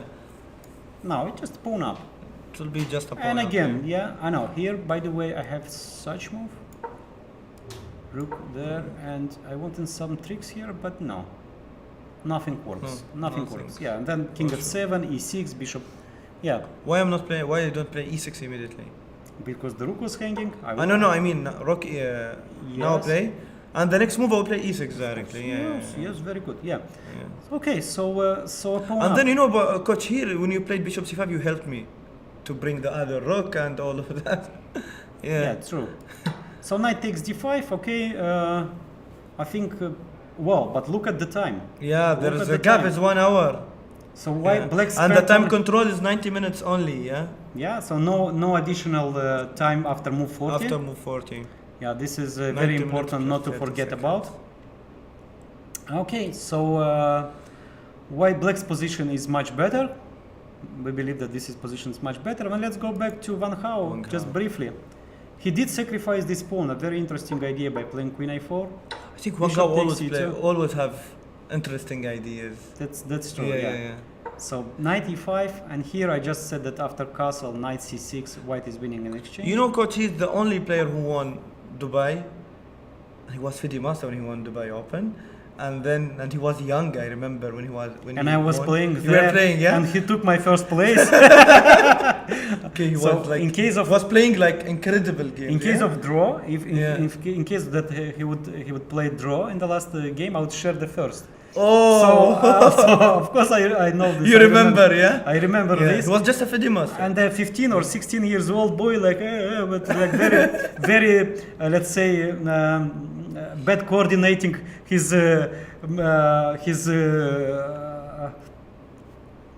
how to say his moves. Yeah. He managed to win the tournament, beating Grandmaster Kacheishvili from Georgia. From Georgia, yeah. In the last round. And he won Sharjah and he won Al Ain. So this is the only tournament he didn't win. Abu So if he Dhabi. win Abu Dhabi, he will have the Champion of Emirates. Champion of Emirates. Yeah, he Winning will have. all the tournaments, all the Yeah. open tournaments here in Abu Dhabi. Okay, we wish him luck. Wish him all but, the best. But not only him, we wish everyone. Everyone, yeah. So we have b5, queen a6, knight takes knight, pawn takes, and knight into d7. Wow, this is something very interesting. This is what I can say. Because the position is so complicated that, okay, so if black managed to make castle, then black is Happy. fine. Yeah, of he course. will be happy. So then let's play only moves with tempo. So first Oh, knight cannot- c3. Knight c3, I cannot push b4. You will jump with the knight, right? I'll jump with the knight Ah, here. we will take here. Okay, yeah, sorry. Yes. So probably black is forced to go with the bishop to d3. Mhm. Because on c4 I'll just, Okay, we'll just tempo. yeah, it's a It tempo. is Okay. tempo, How yeah, useful bishop the D. move b3 is, we don't know, but okay, this is maybe something.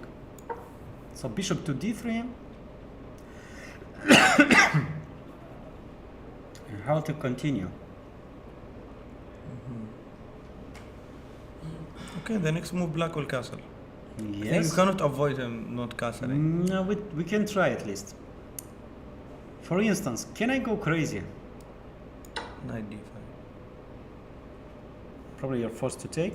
I will take for sure, and then I will think. now- I will take, then I will think. Exactly, and the same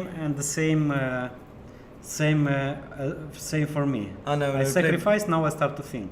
now we Okay. play bishop a5, bishop c7. I thought this. No, I thought this is like no. That If I play bishop, you play knight b6. knight b6. I don't really like. Ah. Okay, then maybe can I start with the move e6 here? In case you play knight f6, Now I will play. now I'll play this and trap the queen. No, the queen No. is not trapped. The queen is not trapped. Actually, I have queen to d6. Queen d6. But then I go rook e6. Oh. Well, if you go here, give me Okay. one more tempo. Wow. Okay, now this is Yeah, black is worse, I think.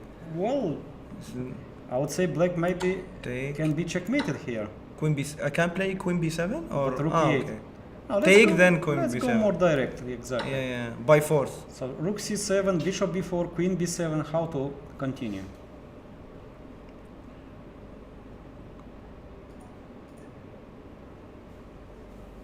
Okay, I'll play. I think I need to start bishop b4.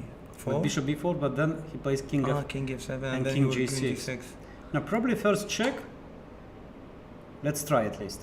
If knight d7, so now knight king cannot escape to g6, and how do we continue here?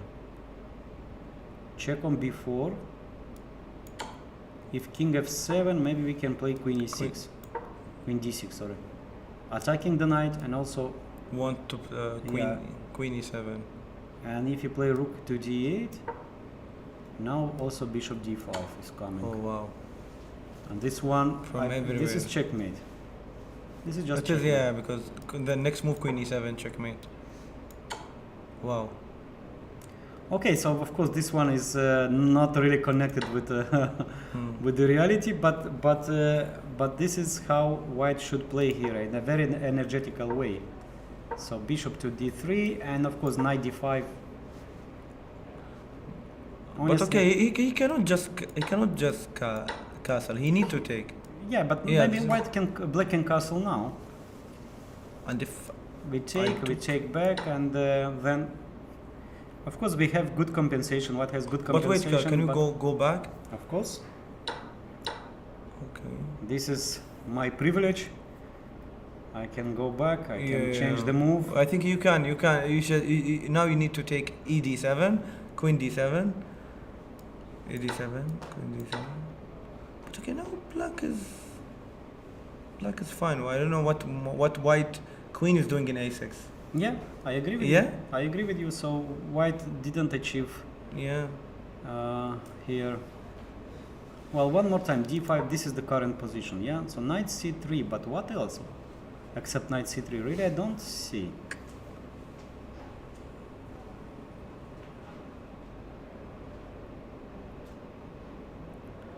What else?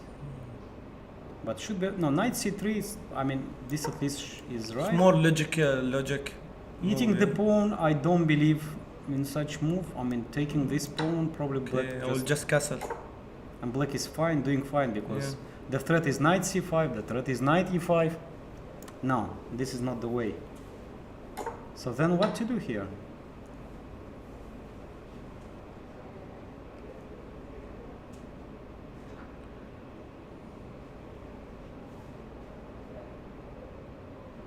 So this knight d5 was kind Knight of... d5 it is Yeah, the but most then- logical, then but takes then and castle, yeah. take and castle and nothing. Okay, let's... we can play a4. A4? But what is the benefit? I mean, okay, still We'll just castle, castle, yeah. and if we take with the pawn, still knight takes. Pawn down, Yeah. what is the compensation? Also, the queen is.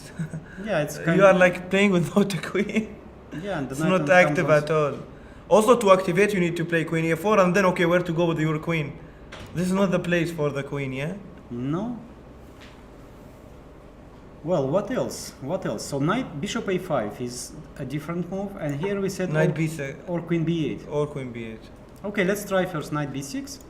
At least now the knight is not attacking our pawn. And now knight c3. Bishop to d3 and Okay, you can take the pawn, yeah? take the pawn. Castle. It's playable. Don't like the queen in a6. I can't. I cannot think with the queen in a6. Okay, queen can be good move, a good piece there if it's only for free. But, okay, maybe white can play something like a4, defending the knight, and then b3, and then try to. But no. But yeah, I fully. I think agree when with you when you give pawn, you need to have more space at least, or some some clear idea. Okay, and he did play bishop a5 in the game, so we are expecting the move knight b6. Knight b6. Well, is something So maybe this nothing looks wrong with the queen interesting. b8? Yeah, attacking also the. Okay, he wants just to castle and then he can do whatever he wants. He can take the pawn.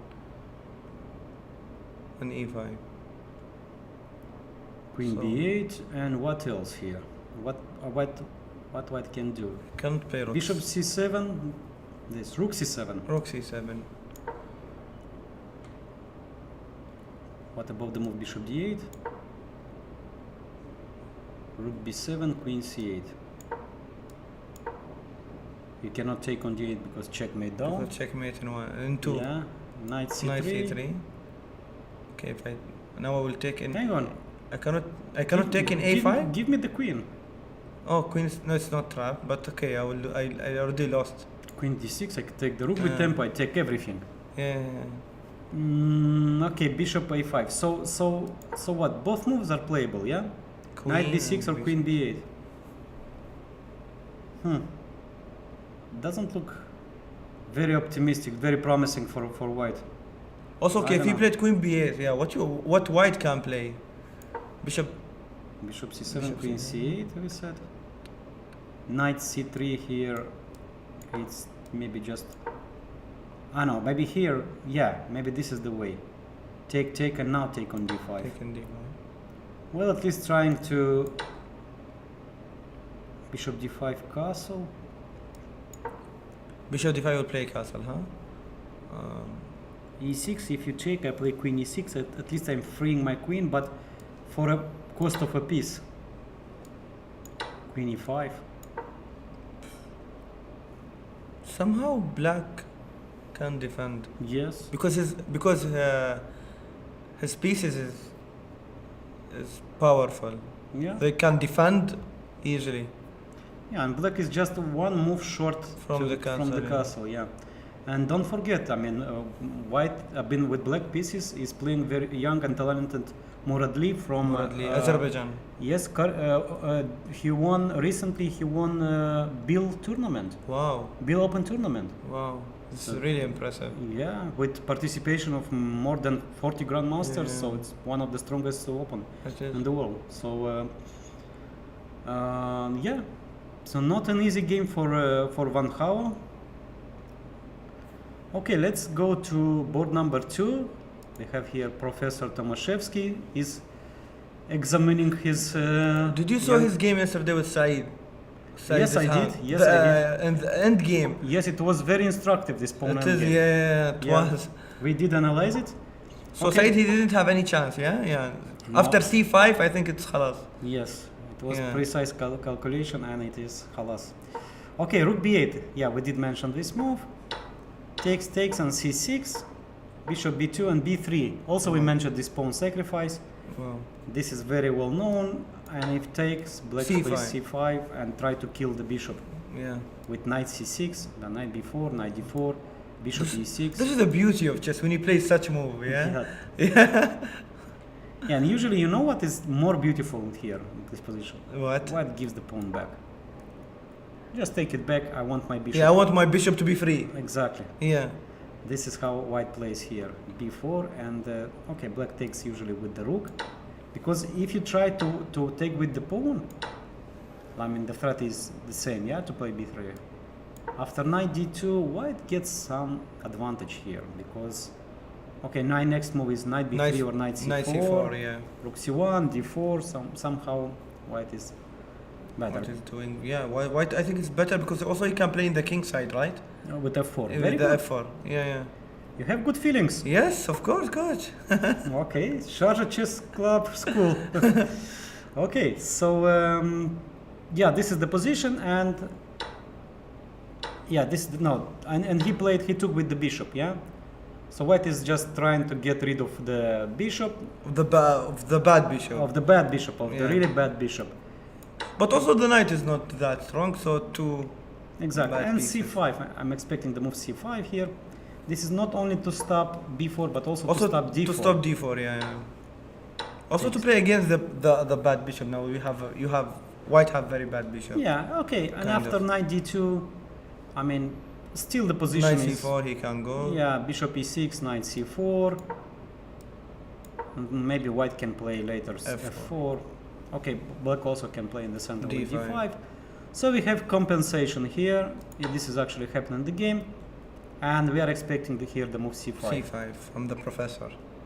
from the professor. And what else do we have? Amin Basim against okay, this is not the Then not the good the Arjun, the strong Arjun. Sorry. the strong Arjun, yeah. So playing without castle. Yeah, I was always saying that okay, first white should castle, but Amin plays without castle. Played e3. Yeah, okay. His idea is to play against the pawn. Yeah. So if black castles, maybe just now knight d3, such move Knight d3 to play knight f4, Knight then f4. to eat and eat the pawn. and take the pawn. The plan is very simple. Very simple and easy. Yes, and but very very efficient, I believe. Okay, so here after e3, how black can To stop. yeah, because this one is just helping me. Yeah, we'll just take. Take, and take, knight goes and to knight d3, and then d3. knight f4. Okay, you can try to organize the play against the pawn e3, which is white's only weakness, by playing knight bishop g5 and not allowing the knight to jump the to knight f4. to jump in. So okay, queen d2, queen e2, nothing wrong. Why with not queen f3? Or to, no, queen f3 Good is point. good. Good point. Yes, Yeah. it's great move. Thank you. And if castle, now we collect, or we play first h4. Yeah, I can play h4 and then I can play continue my, or I take, can continue my and then development. take, and then the more comfortable way, Yeah. we just eat the pawn. Yeah, this is like the full, let's say, victory of white strategy. Yeah, so giving the bishop and then taking the central pawn. Also, Okay. when the rook here in h and the h1, black cannot play some g5 because he will get checkmated easily. Sure. So, yeah. Probably black can try something like this to complicate things by taking knight g4, because now also white has some weaknesses. The Check there. By the way, this does. I'll just- take and check queen h4 and a4. Sorry. and queen d4. Bishop d7. But queen d4 drops the pawn. But maybe this is not a big deal. Takes. I'll play knight d5. Oh, you will take immediately, huh? In d5. Yeah. Because also you are protecting your pawn in e3 at the same time. Yeah, and okay, but honestly, I don't believe white achieved much here. Take rook castle. This black can take isolated pawn. Probably not so much. Yeah. Yeah, not so much. So taking on On e5, it's good for black. no, but yeah, But did taking he on cast? e5. Oh, No, did this he is the play? current position, and we are expecting honestly. I would consider to take and knight g4 at least to change the character of the position, because otherwise just I'll take knight d3, knight It will be f4. clear plan for Yeah. white. All right, so let's move to other games. Here we have Indian Derby between Sengupta and Erigaisi. This one somehow, no, this was completely different, yeah? Instead of bishop e3, I thought white would play bishop f4 with knight d5 idea, but he played just simply, allowing black to destroy his structure, but also, so black wants to keep the structure, yeah? You want to keep the queen, huh? And the structure. Not sure. Not. All right. Okay, this is double-edged position and can be also risky for white, because let's imagine the position when black managed to move the knight from c6, play bishop c6, change the bishop, Change one bishop and then we have just worse structure for white. and for zero compensation, for no compensation. And even if we manage to change the queens, then game will be terrible. Okay, queen c5 and the move b6, then queen b6. Yeah, we cannot move the knight because the rook hangs. And actually no way to move the knight. Can I play such move? I understand. And then you will take with the Looks- bishop again? Or No, I'll take with the you rook. give me of the course. pawn, yeah? No, I'll take Okay. I'll take with the rook and bishop c6. This was my idea. And my point is that my next move is bishop c6, no matter what you do. No matter. Oh, My yeah. next is bishop c6. Well, I understand it looking a little bit Like ugly, but ugly. but Yes. it's not. But okay, it is a plan. But you know what? It is a plan. What famous chess players said about ugly? What? There are no ugly moves in chess. They're good or bad. Yeah. Who said that? I don't remember exactly. Yeah, but this is someone, true. one of the elite player, I think. Yes. Long time ago. Yeah. So if the move is ugly, yes, but if the move is correct, you don't care about. It's not This- ugly the- anymore. This, If it's- this aesthetical, yeah. aesthetical part of chess. And he did play knight d8. Okay, we are not such a bad players. We can guess the move sometimes. The ugly moves only. The moves too, yeah. The ugly Yeah. moves only. Okay, so we almost completed 2 hours of our streaming, and I think we will take a short break. And then I will leave you alone also after the break because I thank need you, to- Abdullah, for joining our. It's always a pleasure, coach, to work with you and to be with you in the streams or in the studio. And I hope you can come more often to our studio Yeah, hopefully. next day. Also to the training session. Yes, of Yeah, I course. always sometimes I come and I guess some good moves. Okay, so come just more often. Inshallah. And good luck to in Blitz tournament. Thank you very much. Hope to see you there also to play Blitz tournament. Well, probably not. I'll take a day. You'll rest. take a day off, huh? Yeah, I'll take a rest day. Okay, thank you very much. And now we go for a short break. Stay with us.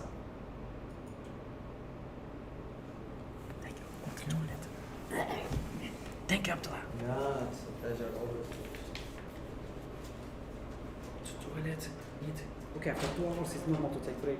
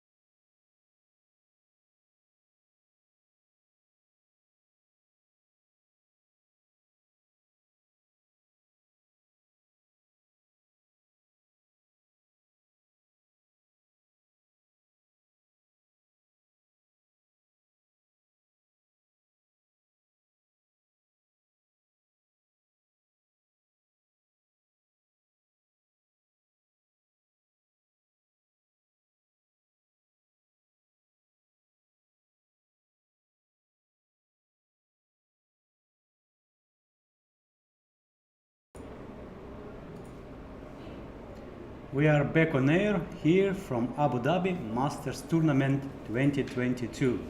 And this morning we have round 2 from 10 a.m. local time and a lot of interesting positions. First of all, we'll stay on top board where Van Hau is struggling, really struggling, because I don't really like his approach. He sacrificed the pawn and he's trying to get some compensation, because honestly I didn't see a clear way to get a compensation, but we left somewhere here. We left after the move bishop e4, bishop e2 here, bishop takes e2, knight e5. We have seen all of this, and somehow my conclusion was that and here the move's b4. Well, this is really surprising move. We missed this because somehow we were quite optimistic, me and Abdullah Murad, because after queen b8, bishop c7, and queen c8, black is doing fine, and after knight b6, same. I mean, black was doing quite fine, but b4, this is the third, the third candidate on this move, which I honestly missed. Queen into c6, okay. The play is now very tactical. Queen to b8, but now and a4. This is nice. This is nice. Actually, this is the only way how to stop the castle, because otherwise, I mean, doesn't matter what you do. I'll just play bishop to b5. Queen is forced to retreat to c2, and I'm just castling, and I'm of course pawn up, and black is just winning. So this a4, a nice resource found by Van Hau. So if you take on a3, I'll take back with the knight, again guarding the square b5, so you have no bishop b5. And okay, of course you can take on b5, on a3 here, and after, let's say, pawn a3 or rook a3, but somehow I like pawn, bishop b5. You manage to kick off the queen from c6, but after queen d6, queen takes c6, pawn takes d6, I mean castle, something like rook c7. I believe this is a very good compensation. And instead of b takes a3 en passant, black just played the move bishop g5. Rook e1. Well, what about the move f4? Well, probably after f4, the point being that after bishop d8, black gains the tempo, takes, and the threat is queen b6 check, trading the queens, and white is forced to lose the tempo by a5, which allows black to castle. And once again, we said if black managed to castle, black is just pawn up with no compensation. So rook e1, playing al tempo, bishop e2 c4, and b3 once again. The same strategy. If black managed to play like a move like queen c8 or something, like just to stabilize the position, the game is over. I mean, honestly, I don't see much compensation. So bishop takes b3 and a4. Wow. So white sacrificed already 2 pawns, and h4. Okay, it's understandable. White is asking, which diagonal do you choose? So if you go bishop h6, then you can never come back with the bishop to d8. And then let's say after move f4, the bishop is stuck on h6, followed by knight d2, rook c1, and bishop c7, bishop d6. I would also like to mention, I believe that this one is good for white. And if white plays bishop into d8, now we have the move knight d2 immediately, or maybe after just bishop takes d8, queen takes d8, and knight d2. Rook to c8 looks like only move. In order to get the bishop on c4, queen d6 and bishop c4. And still black is, I mean, struggling to make castle.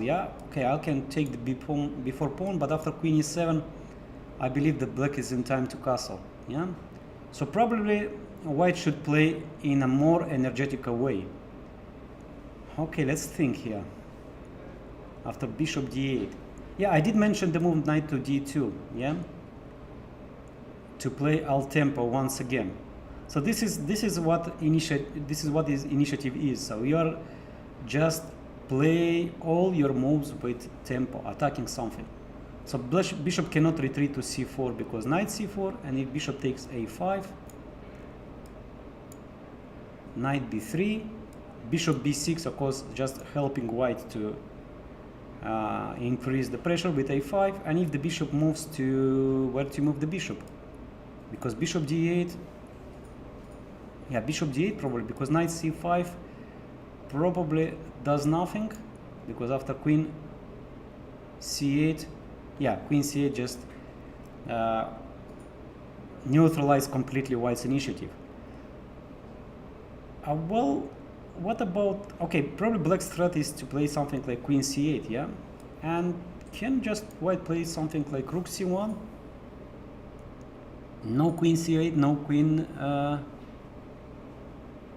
yeah, and the next move is bishop f1, bishop b5, also resource, knight to d4, knight e6. I mean, I don't see how black can complete his development, I mean, his castle. Okay, let's say bishop e2 e7 with the idea to play queen d8 and castle, and I don't believe black is in time to do it. Okay, one idea is to play bishop f1, bishop b5. What else? What else? Okay, this is the more direct approach, is just take an e6. By the way, this one looks very interesting. Takes queen e6, forced to play queen d8 and rook c7. Oh yeah, this is very nice position where black is up a piece but no moves. Yeah, I mean, white will just play knight d4, knight c6. I don't know, I don't see a way for black to escape. By the way, knight d4 immediately with knight c6 idea is strong as well. I mean, okay, knight f8 probably black can. No, but this kind of positions are usually bad. Okay, maybe move rook c7 is more accurate. After queen d8, rook c7, just I don't allow you to move the knight at all. You cannot move the rook on c7, on c8, because I take. You can move, of course, the other rook, rook f8. Let's say knight d4, rook f6. But this one is just simply bad. Check. Rook f8, queen g7, and everything is coming. Knight c6, knight b5, with knight d6 checkmate. No, just black is lost. Okay, very powerful play by Van Gaal. I think black clearly missed his chance. I mean, I don't like the move b4. I don't like the move b4 here. Here, the move b4. So instead of playing, let's say, more safer queen c8, queen b8 or knight b6, black played b4, going to some crazy complications. Yeah, here I'd like to mention the move a4. I mean, really, Van Gaal played some very impressive moves like a4, b3, sacrificing another pawn, h4. This move order, I mean, now you choose the diagonal, yeah. So if the bishop goes to d8, then knight d2. If the bishop goes to h6, then f4 followed by knight d2, and some problems not easy to solve, I would say. Okay, let's move to board number 2. Board number 2. The young Olympic champion is facing the professor of Russian chess. So we left somewhere here. We said this b4, b3, very nice pawn sacrifice. a typical one. But anyway, yeah. Anyway, every time when I see this kind of ideas, I just say, wow, this is really impressive to sacrifice a long-term pawn for some positional advantages. Yeah, you don't have a checkmate immediately. You don't have an attack. You just play. I mean, you just improve your structure. You try to kill the bishop. You try to play against this b3 pawn, knight d2 and d5. d5. Well, d5 is really just stopping the knight. Yeah, probably white is forced to take. White got the square c4 for the knight, but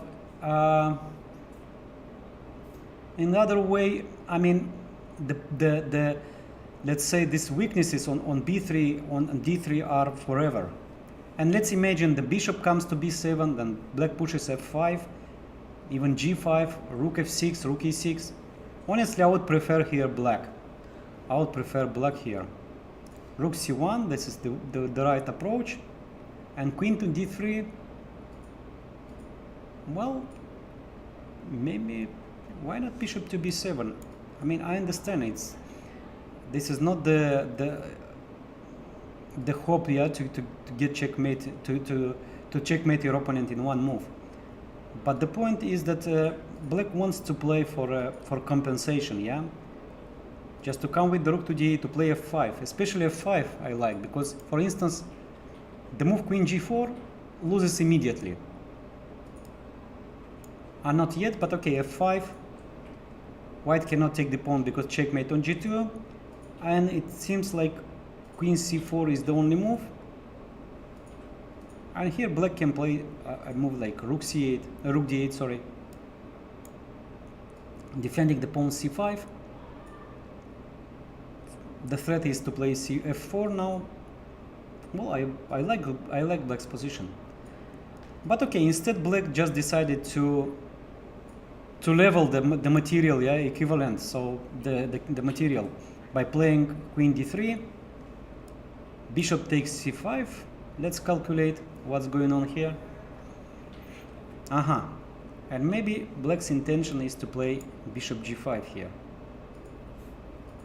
Bishop g5, and in case of knight c4, just queen takes pawn. Now material is equal, but I believe I don't really like it, because somehow now black is losing the initiative. So actually I would prefer here white. I mean, knight d6. No, this is not the way. This is not the way. So back to queen d3, bishop takes c5. Well, probably, I mean, in terms of equalizing, nothing wrong with just changing bishops and just develop the bishop to e6. Or to e6 now, the pawn is under attack. Maybe to f5, yeah?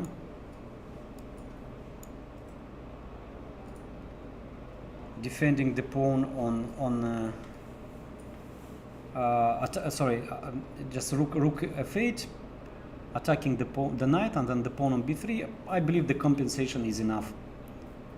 Okay, so queen takes d3. The position is, let's say, about equal. I mean, with good compensation.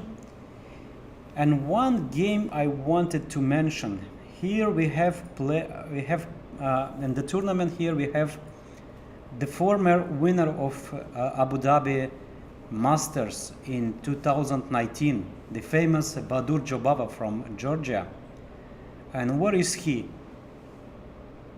Usually he always comes from behind, yeah? So he is not top seeded by far. His rating is down to 2.585. So before he was an elite player with 2.7 plus rating.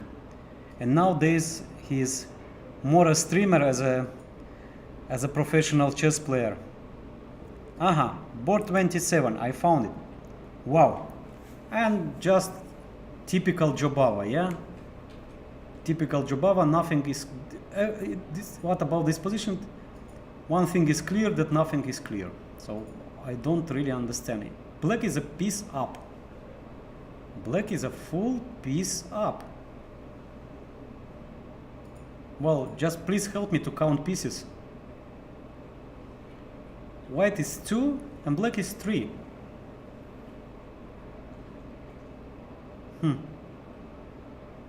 And Jobava is playing like nothing happens, yeah? This is really amazing.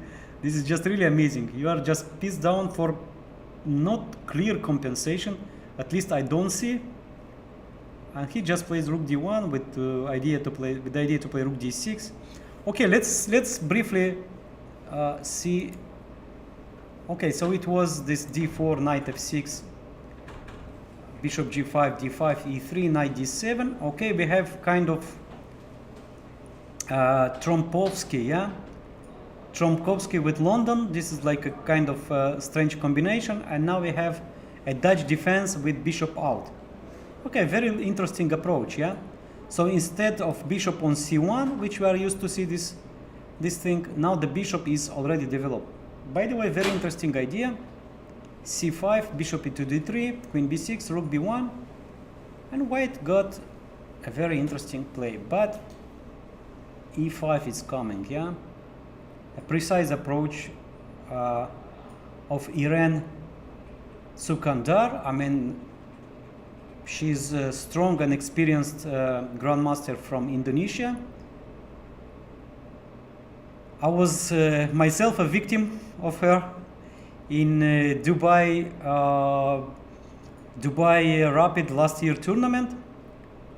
Yeah, so she's really an amazing player. So taking on e5, castle, and with confidence e4. Badur, give me the piece. Show me your compensation. Knight e4, d4, bishop c4 check, yeah? Just ignoring this pawn. Okay, I would think that, okay, maybe bishop takes e4 and hoping for some long-term compensation. Two central pawns against the piece. Maybe I have this long-term compensation, but honestly I don't believe, because no bad pieces for black. I mean, just easy development, like something like bishop d7, rook e8. Okay, instead Badur Jobab decided to go for something very sharp. Knight g5, knight f6, h3. So no material, yeah, totally ignoring the material, yeah. So at least take the exchange back. Two pieces for the rook, and I would say playable position. I mean, he totally ignores material. Okay, this is his specialty. Of course, I cannot blame him for this, because this is like g4, yeah. He plays for domination instead of taking material, especially this knight on h6, knight on f6, bishop to d7, d5. Well, this makes this move, well, honestly, I would never guess such a move like d5. I mean, you voluntarily close your bishop, hoping to play knight e6 and to dominate these knights, but I can play knight g8 anytime. I don't know. d5, the d5 decision, I don't like it so much. But okay, knight to g8, bishop to g3, h6, and here we have current position. Rook d1, rook d8, queen h2. Okay, so if you want some original and very interesting chess, you should follow Jobava's games, yeah. Well, the threat is bishop c7, the threat is bishop d6, and if black plays something like something simple, yeah, I would say like queen c6 here.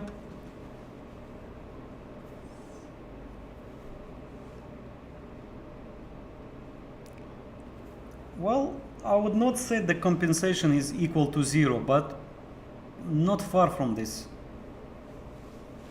I don't really see how white can play. Okay, let's say bishop to d6, knight to g8, and rook f7. Yeah, maybe this one. Oh yeah, maybe here white got something. Yeah, maybe I'm just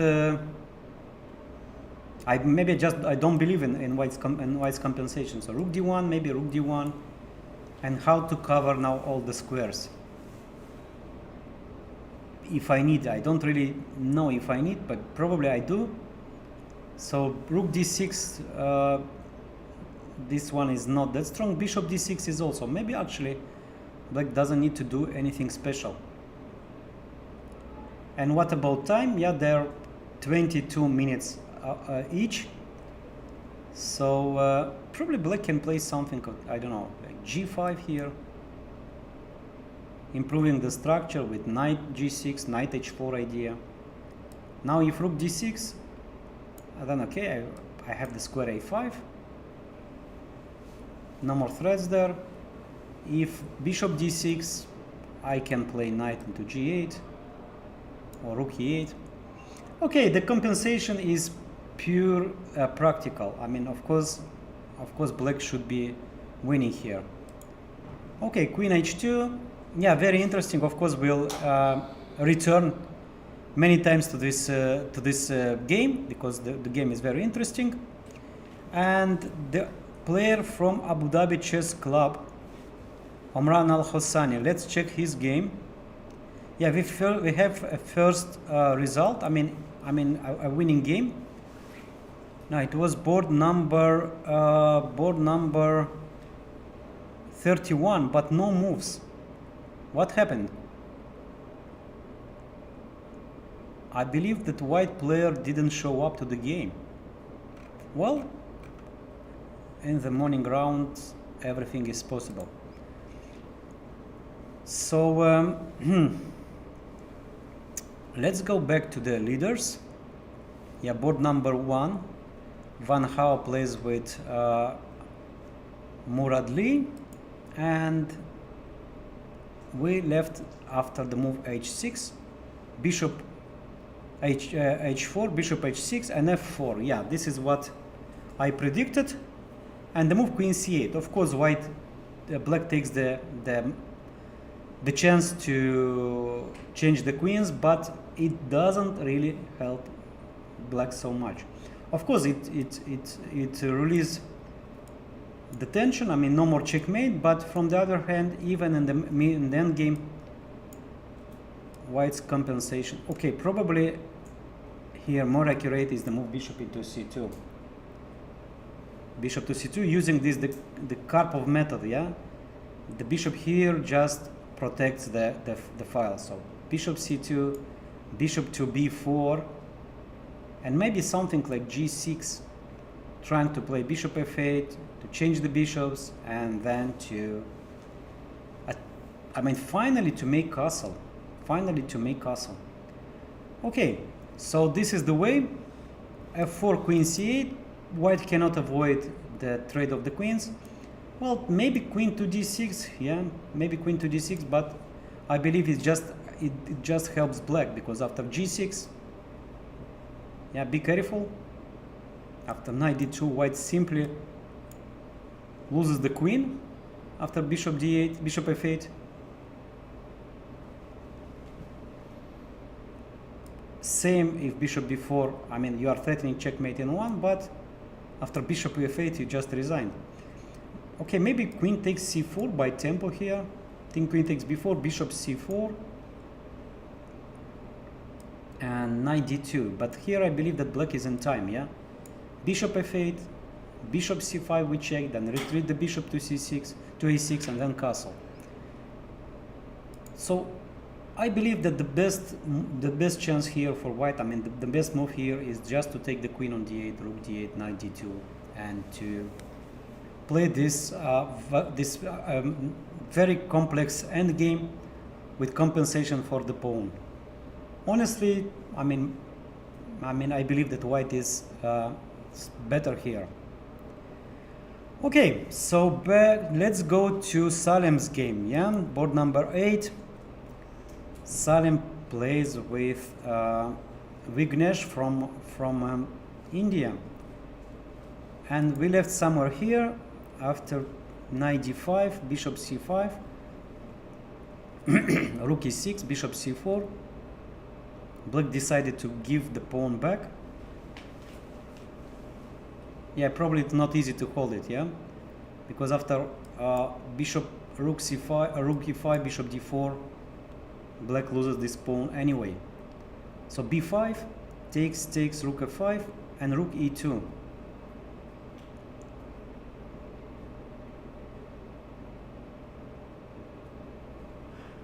So black doesn't care so much about his kingside pawns, just hoping to take on b2, to put the bishop on f6, and then to push b4, a4, a. I mean, just trying to promote. Yeah. So rook to b1 and e6, rook d3, and give me the pawn, not directly, and a4.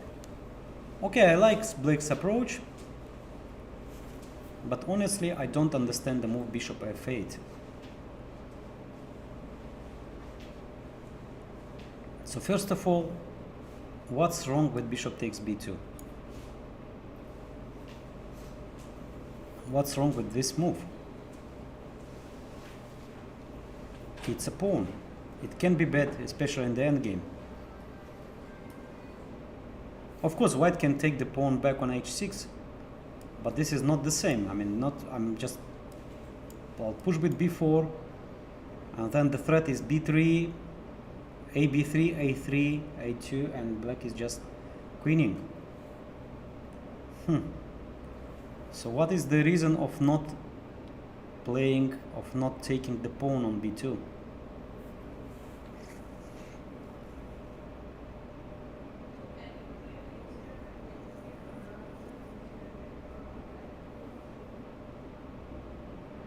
I don't really see. They're very strange. Okay, if you see the good move here for white, just text me. I'm Viorel in chess.com account.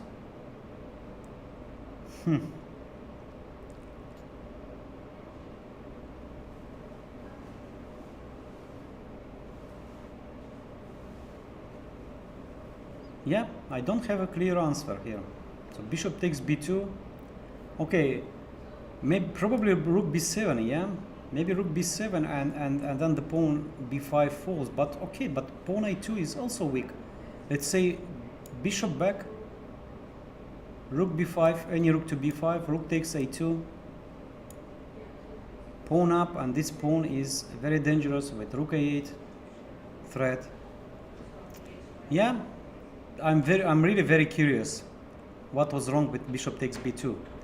Okay, instead black played bishop f8 and white just played the move a3. So black wanted to double the rooks, like with rooks c2, to play b4 probably, yeah? And white just decided to fix the structure, fix the pawn on b5, a3, with bishop, with rook a7, rook b7 threat. Okay, still probably in my opinion black is better. Black should be better. Black should be better. Black is more active and thanks to, of course, to activity and the weakness of b2 pawn. Who knows, maybe the bishop b7 back is the best move. Just recognizing your mistake and say, okay, it was a little joke, I give you a move, but I'm still controlling the game. The pawn b2 hangs, then the pawn a2 is weak, and we continue to play. Yeah, bishop g7 back, I believe, is the move to play. Well, we do make mistakes. This is normal. This is human.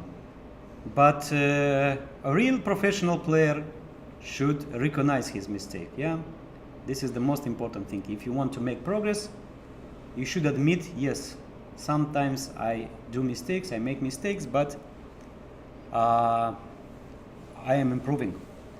All right. So where do we go now? We go to board number 3. Yeah, we have, wow, white sacrificed a piece. Let's go back, because here, this is the moment where we left. Knight c2, and here I said, yeah, it's bishop's pair, but white controls the center, and here knight takes e4. Yeah, this is typical combination. I mean, who calculates here better? So after knight e4, I have bishop f5. and then d5 is coming. Yeah, you can't really protect the knight, because after d5 black takes the piece back and gives better chances. And here white decided to go kind of all in with bishop h6 to win or to die. Okay, so give me the bishop. The answer is simple. Rook a3, d5, give me another piece. Knight d5, knight e5, give me the piece, check, and king f8. Yeah, okay, so piece up. There are two moves to create threats, as I see. First is queen c4 with a primitive threat of mate, checkmate in one on f7, but this is really primitive after queen d5. Absolutely nothing. And the other one is the move that probably white was hoping for, is the move queen to c1. Attacking the pawn h6 and preparing also the move queen f4. Yeah, let's say black defends the pawn by bishop rook a6, queen f4. The bishop cannot retreat because f7 hangs. Black cannot also play queen d7 due to very unpleasant fork. But probably black can play something like rook f6, defending the bishop, defending the pawn. Rook on f6 here just controls everything. Honestly, I don't see compensation. Okay, what else? What else after king f8?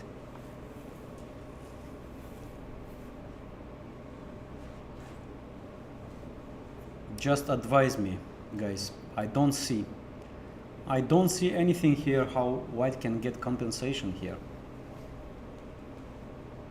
So instead of queen c1, okay, queen c1, rook e6, what else? I think white just simply overestimated his chances. And of course white is a very strong grandmaster. I mean, Alexander Predke, rated 2692. Well, he's down to 8 minutes.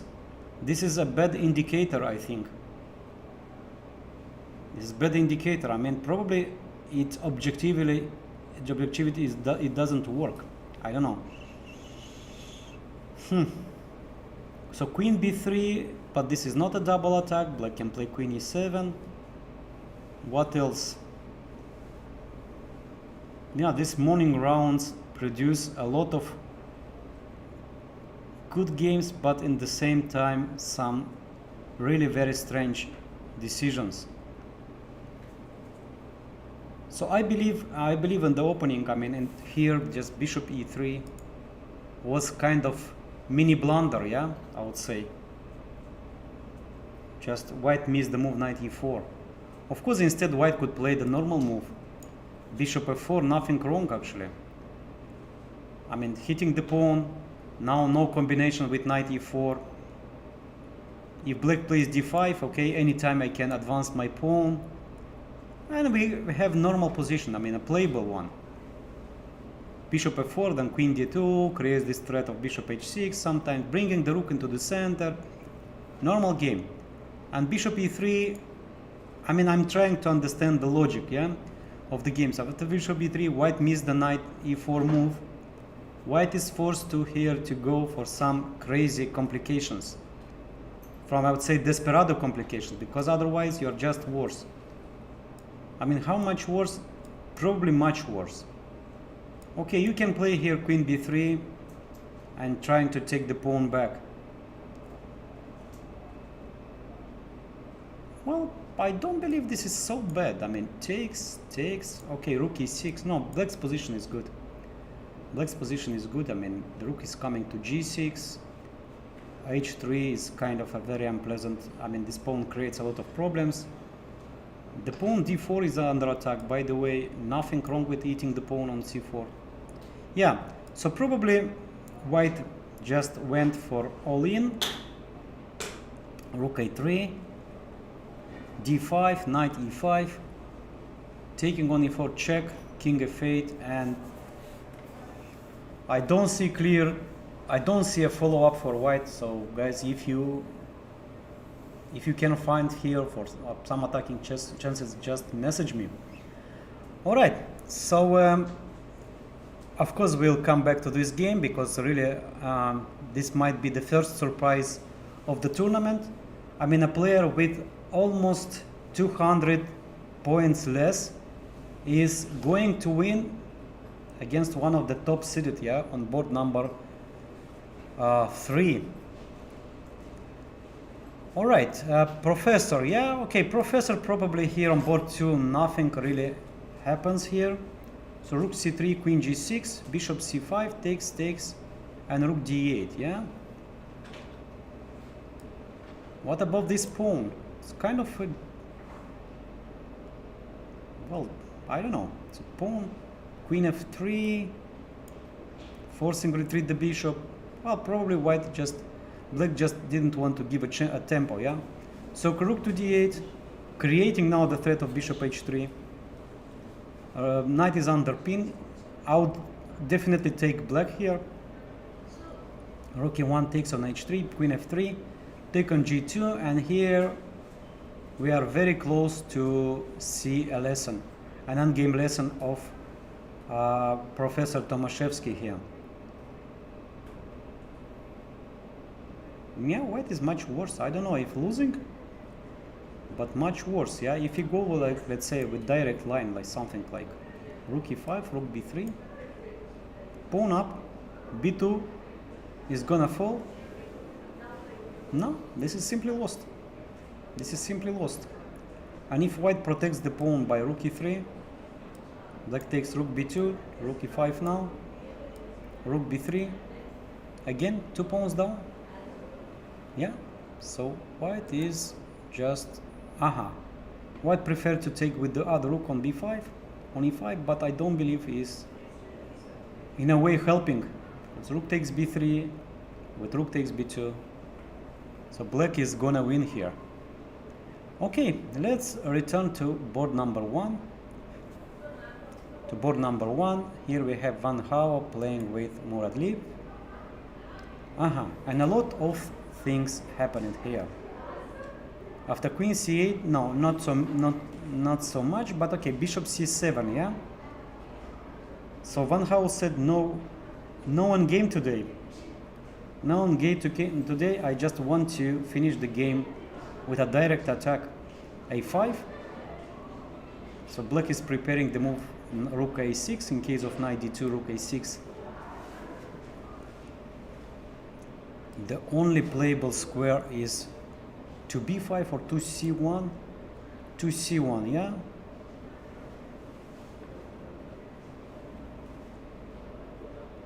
And here, I don't know, bishop c4, is this playable? Knight to c4, queen c7, no, this one is just bad because of knight d6. And black is losing all the material. What else here to advise? Some tricky move like queen b7 here. In case of knight b3, rook c6, no, but this one is just simply better because of knight a5. Rook takes queen, knight takes queen, and white is just winning. So a5, knight d2, and I believe that black's idea was to play rook a6, yeah? And rook a6, queen c1, all the way back to c1. Bishop c4 here, knight c4, maybe dc4, queen c4, and finally black managed to castle. Oh yeah, this is a big achievement. This is a big achievement. This is a big achievement for black to castle. But after rook, let's say rook a to c1, followed by bishop f1, the compensation is huge. I don't know, winning or not, but compensation is huge. Look at black's pieces.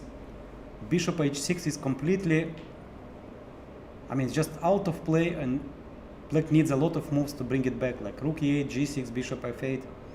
Rook on a6 is hanging, bishop d6 is a strong threat.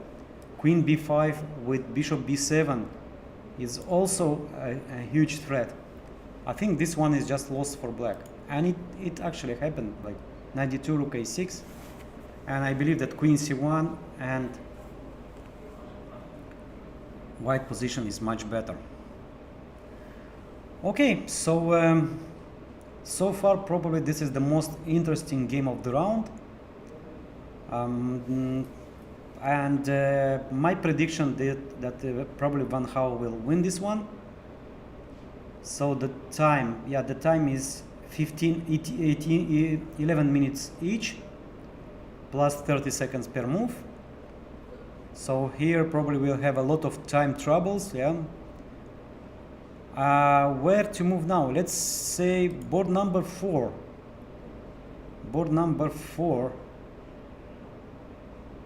Well, let's count pieces, yeah, first. White is exchange and pawn up. This is a serious material advantage. And I don't see a compensation because g6 followed by e5. No, it's just black is winning. Yeah, g6 actually it happened. Followed by e5, rook d8, and the game over. So Eric Gaisi is very close to win the game. We left here after knight d8. And yeah, actually black got everything that he wanted to. f5, nice idea.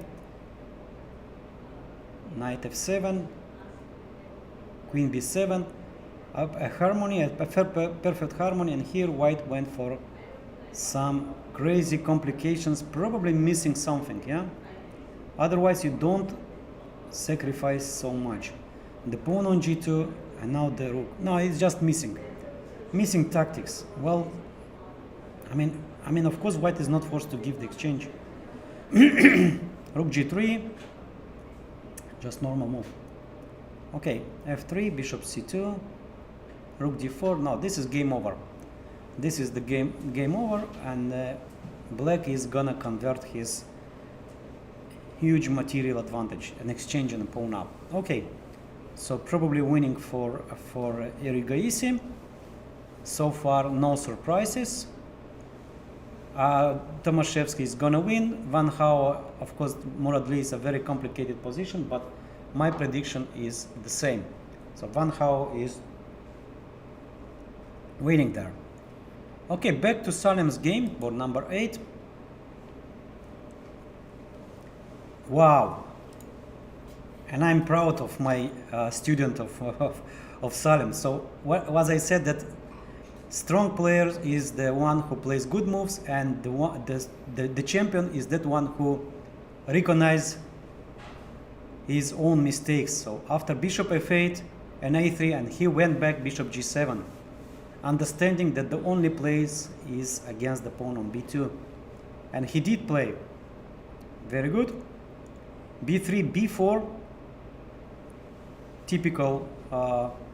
typical pawn break in the end game, and the game is over.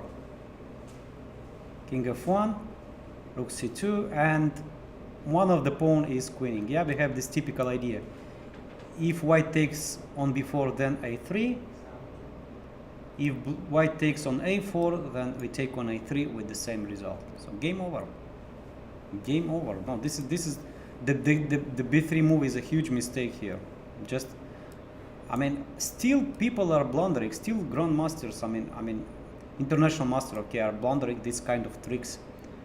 So b3, b4, and you just resign. Okay, it's.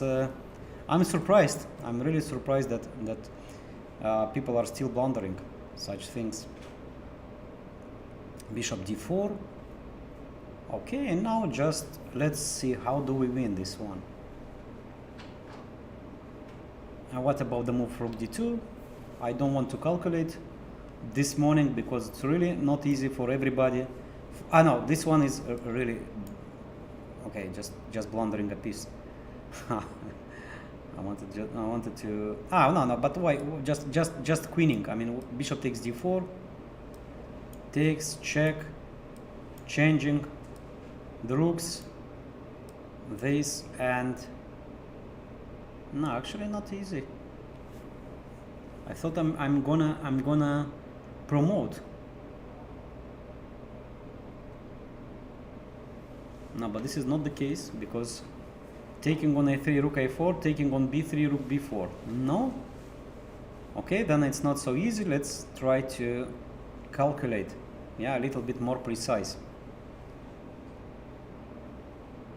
So bishop to d4 here. Well, e5, of course, this one is normal move, but I believe after bishop g7, rook g7, king g7, bishop e5, king g6. No, this one is still bad. Still bad. Taking on a4, taking on a3. We have this passed pawn. If he takes on b4, then of course after king g6, taking on a4, a3, and probably black is gonna win this game easily. So bishop to d4. Okay, what else? Can black achieve something more than this? But e5 is a practical move. I mean, you don't really need to calculate. You just play and it's just you convert extra, I mean an extra exchange.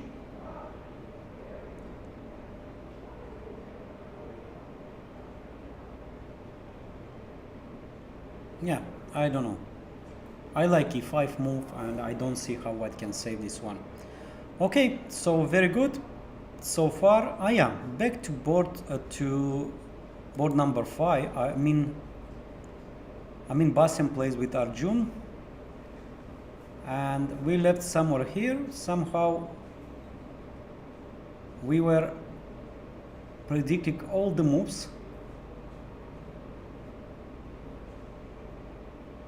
And at the end, white is a pawn up in the end game. Bishop h1, rook a6, but of course, this one is not easy to win. I believe here this one is more a draw than a win for white. Yeah, trading rooks. This is a good idea. Put the rook behind. King comes to the center, and rook f1, trying to improve the position with rook f2, king g2. But honestly. Or rook f4 maybe, rook f4, rook b4. And also this is the move, a kind of a prophylactic against bishop d7. Because the threat was to play bishop to d7, bishop d7, king d7, and just to go to rook's endgame. So rook f1. I was trying to make it work, the move bishop d7, but no, check. I don't know, check, I don't really, no, check king d6. So f6 followed by bishop d7 is an option. Yeah, I really like it. So bishop d7 is a threat. And okay, I mean good chances to convert extra pawn, but of course also black can defend. The position is defendable. Also on board 13, Dieter Nisipiano, yeah. So he did play c4, very good. He knows the theory, of course. No big surprise. Yeah, and of course this is one-side endgame. Yeah, just one. White is just much better. White can improve forever. h4, rook c4, rook e4, attacking here, there, g4. This is nice, with the idea to play g5 and rook h4, just fixing the pawn on h7. Of course, white say no, black say no, but from the other hand, now we have an extra weakness on g6.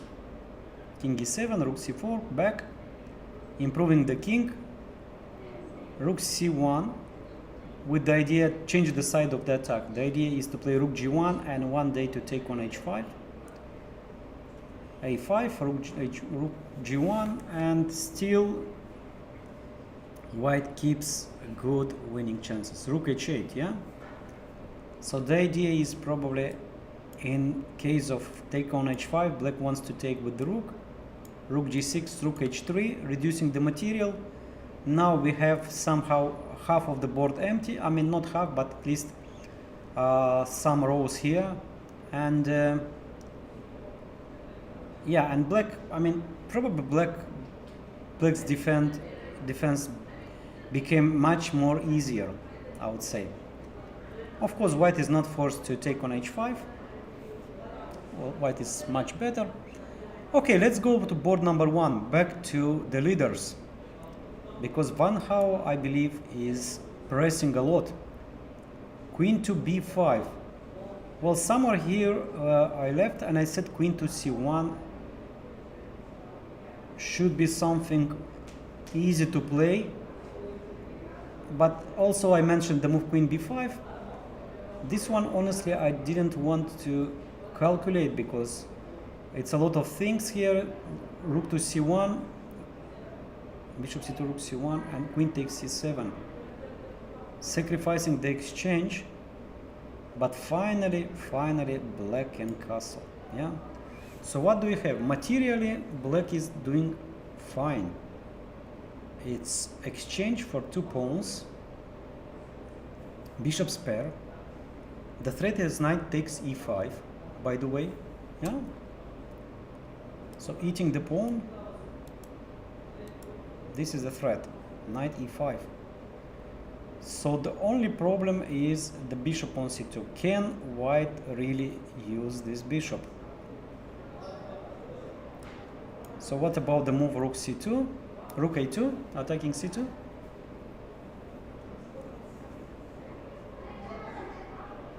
Well, I don't see anything except the move b3 here, and knight takes b3.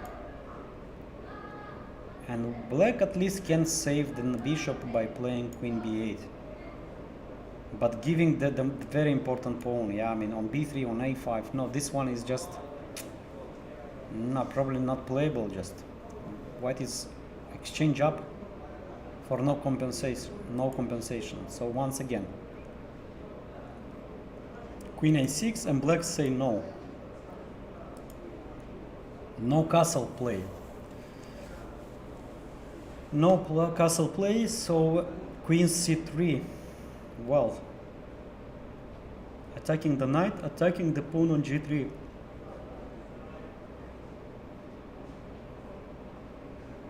Yeah, this one is crazy. This one is crazy. Wow, this is nice. Okay, so how can white use the pin? If white plays something simple like knight f3, so finally I can castle. Finally castle, and now the move b3, knight c5. Okay, so knight f3 doesn't work. What else? What else? Because really the position queen a8 check is sacrificing everything, yeah? No more rooks on the board. Black lost all his rooks, but from the other hand, look at the position. White is 2 exchanges up, but black is somehow controlling the game. Well, I really like it very much, this approach. So black's next move is to play b3. Rooks are passive. The move knight e5 is always on the board. I mean, white cannot stop the move b3. Well, this is crazy. This is crazy. Really, I can't evaluate. I can't even say who is better here. I mean, okay, probably white should bring the queen, his queen back, yeah, into play by playing queen c8, b3.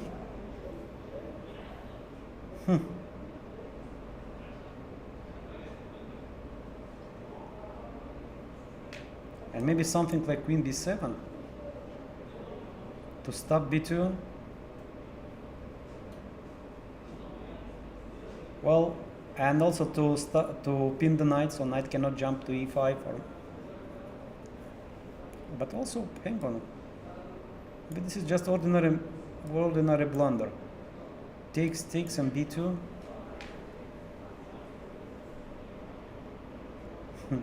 Okay, let's have some fun. Rook c2. Now with the two queens on the board, and we play rook c7. So who is gonna checkmate first here?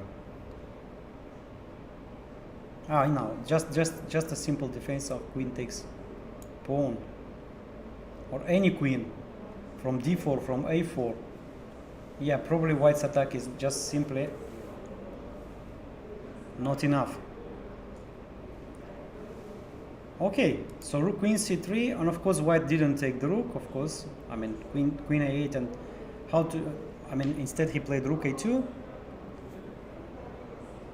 Rook a2, and if black plays b3, of course knight takes b3 to follow, and the bishop falls. If queen d2, same reason. Yeah, we take on c2. Okay, at least here black can castle. Check. King h2 and castle. And this position remains very complicated. Very complicated. So bishop f4 is the threat. Just white can play simply g3. Okay, we have the result on board 3. We have the result on board 3, and Haratunian Tigran won the game. So let's see how the game ended. After queen b3, queen d5, queen a3 check, rook e7, knight g4, just trading. I mean, black is a clear piece up, and nothing. Yeah, rook e4, white tried his last trick. Another bishop d6, just resign. Well, yeah, of course white played much below of his level. So morning rounds, one more time, I would say these rounds are very specific, and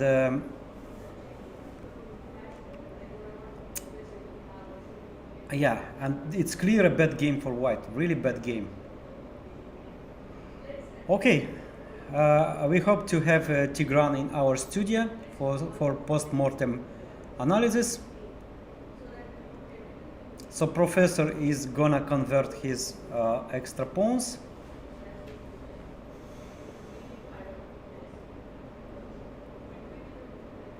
Well, I said extra pawns, but it's only one pawn so far. No, white is fighting. By the way, it's not easy. It's not easy. Rook g8, rook f7. So white created some counterplay. So rook g8, rook f7. Rook takes f7, king takes f7, and rook a8. No, it's not easy to win this one. Of course, let's say rook g8, force black to trade the rooks. Rook takes f8, takes f7, king takes f7, and rook h8. Rook a8, and of course black can improve this position forever just by playing g5, king to g6, h5, I mean rook f6, h4, king f4, king h4, king g4. It's tough. Yeah, this position is not easy to defend. Okay, so very good. So we have here this endgame. And what do we have? Van Hao, yeah, board number 2. Van Hao he just played the move rook a2, queen e3 check, queen a2 check,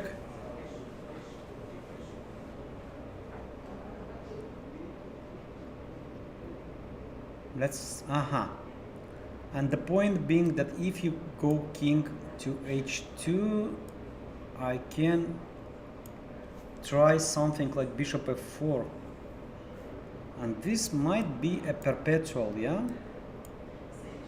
So king h3, bishop f5, king g1, queen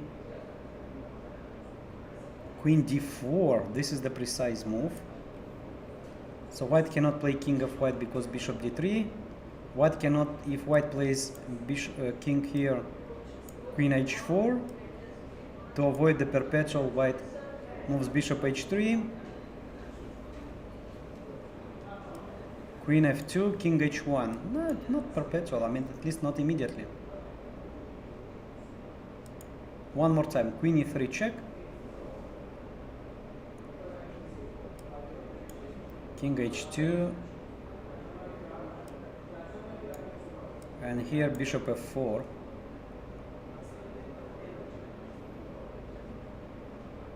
Okay, meanwhile Grandmaster Salim, he won his game. So after bishop d4, he just took on d4, took on a3, and just queen it with rook b2. Yeah, this is practical decision. Followed by rook c2, and the game is over. The game is over. I mean, of course, after, I mean, just a1 and black resign. White resign. Okay. So Salim is 2 out of 2. I mean, probably we will not have him in the studio because it's a double round today, and it's not easy. Yeah, everyone wants to take rest, to take lunch, to prepare for the next round. Yeah, this is tough. This is tough. Okay, this is a professional life. So you need time. You need time to prepare. All right. So what else do we have? What else do we have? Let's see the board number 5. Amin Basim is trying to convert his extra pawn. Well, here it's not easy. It's not easy, of course. I believe this is this should end in a draw. Black is quite active. I mean, with g5, f5. No, it's draw. It's simply draw. It's simply draw, and it's not easy to make progress. Okay, so bishop king e5.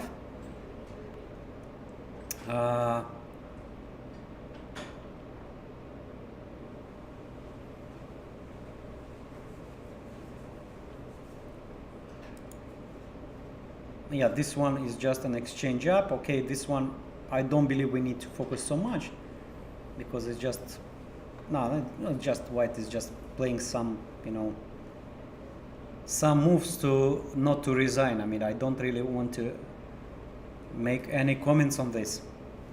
So board number 7 I didn't cover it yet at all. So Van Forest is and a queen down for not enough compensation. Okay, so we have this Arkhangelsk or Meller attack, they call it. Yeah, so at least in my time it was, the name was Meller attack. d3. Now of course this is not the way to get advantage with white. Oh, nice move, king f8. Just avoiding all the tactics. King on f8 defends the rook on e8, and of course if queen comes on h7, it will be without check. So black's position is really amazing. Takes knight f6, queen f white. Don't blunder the checkmate in one. Okay, here we have about equal position. And what happened there? Somehow white lost his queen, or sacrificed. I'm sorry, black's actually lost. I mean black sacrifice, sorry. Black lost the queen. Aha, so this is like the kind of game over, yeah? From a position which looks equal, I would say, minimum equal. Maybe black is slightly better. Why not to play here the move like rook e8? Okay, but still black should be fine. Black just blundered this rook d1 and the game is over. And the game is over. Nothing to play here. Okay, so far all the rating favorites are winning their games. No surprises except the on board number 3. Tigran Harutyunyan beat Alexander Predke. Back to the top board. Yeah.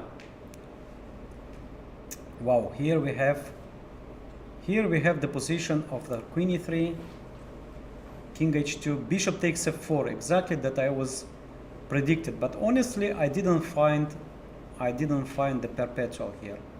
Check. King h2. Queen h4, Bishop h3, Queen f2, Queen h4, Bishop h3,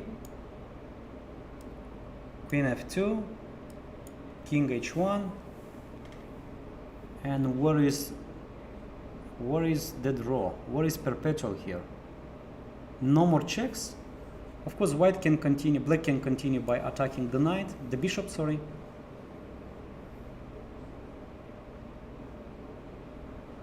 But even this one, white just can play like a very long move from a6 all the way to f1. And okay, c2, but okay, probably this is black's only hope, because this one probably is too dangerous. Maybe not actually. Bishop e4, Bishop g2. But white can avoid all these tricks and just playing takes on c2, rook c2, castle. Okay, this one maybe it's not that simple, because white is a piece up, but pawn e5 falls and black gets a good compensation. Yeah, so okay, he did play queen d4, king h2, queen h4, bishop h3. We are expecting no perpetual, and Van Hao keeps good winning chances. Is clear material up, check, and here is the moment to play bishop h3. I don't believe he will allow perpetual check, unless I don't see something here for black, a resource for black, yeah. So let's check one more time. Bishop h3,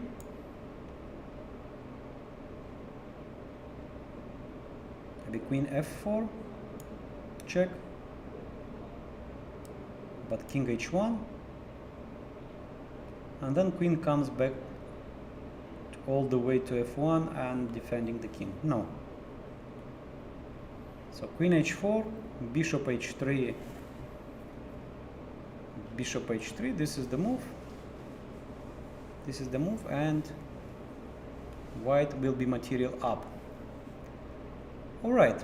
So we will of course stay on this game longer.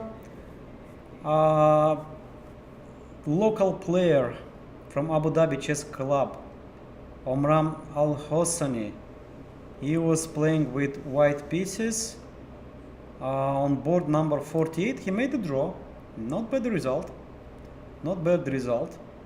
He made a draw with Ajay Krishna from India, international master. Okay. So far we have Sadhwani beat Pranesh.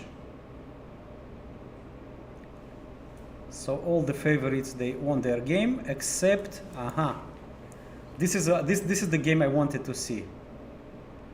This is the game I wanted to see. So Jobava, yeah, Jobava sacrificed a piece for morning compensation, I would say, and for non-existing compensation, and he got probably punished badly. Queen c6, this is the move that I predicted. So queen e8, no compensation here. e7, some last tricks. I mean, better.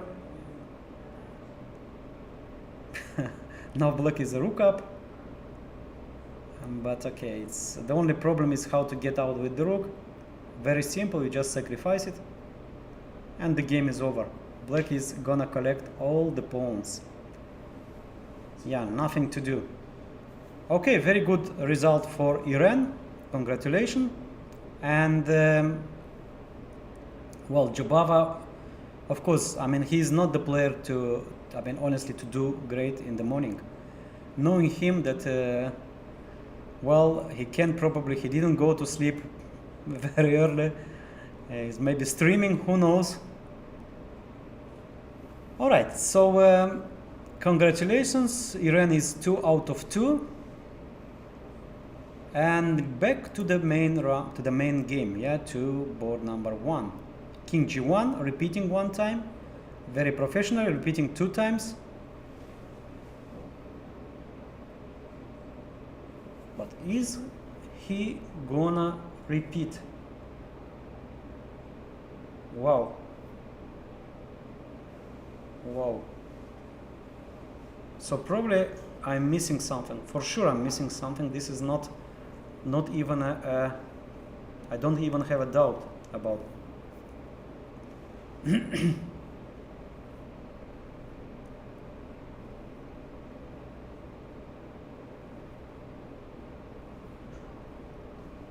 Yeah, the game ended in a draw. By 3-fold repetition, so queen d4, queen h4, king g1, and so on. And the main question is, why not to try? Why not to try here the move bishop h3? Maybe bishop f5. Maybe bishop f5 is actually checkmate in 2. What I am saying? Wake up, Viorel. So this is checkmate in 2. And then what? What's gonna happening here? I don't see. Okay, let me. Okay, queen f4, queen f2. One more time. King h1. Queen takes d2. Rook takes c2. b3 here. Honestly, I don't believe. The only, okay, I understand. The only move that this one is probably losing, and even this one, it's not so clear, yeah? I play bishop g2, king h2. Still material up. Still material up.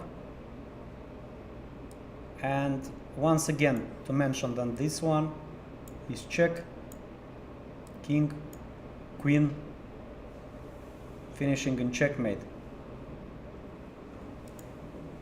Well, I'm really very curious, why not bishop h3? Okay, so queen f2, one more time, king h1, and no more checks.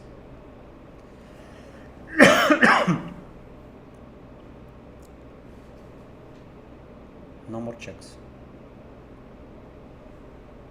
And if queen f4 check, then just king h1 or king h1, bishop e4 takes, bishop g2. Okay. So bishop e4, the problem is after knight e4, black can take the queen, the rook, sorry, but even this one,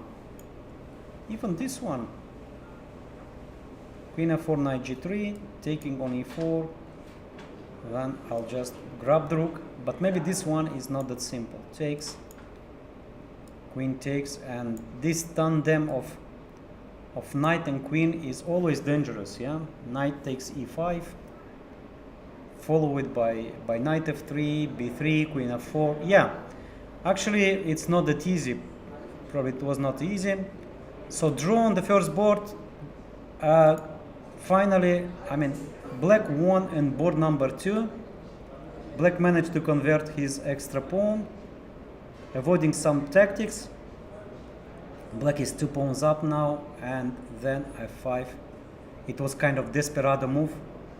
Probably white is short on time. f5, rook takes f5. Black is 3 pawns up, and he's gonna win. Okay, good, I would say, lesson provided by Grandmaster Tomaszewski. This is really nice game. Me as a coach, I'll include this game in my lessons to show. I mean, this is a really great game. Congratulations. And what do we have? We have board number 3, Harutyunyan winning against Predke. This is the surprise of the round, and Erigaisi beats Sengupta. Yeah, Amin Basim is still trying to convert his pawn, but it's not easy to do. Here I predict to be a draw. Van Forest is gonna win. We have a draw on board 5. Janan against Robson. Salim beat Vignesh. Okay, so far we have all the results, almost all the results on top boards.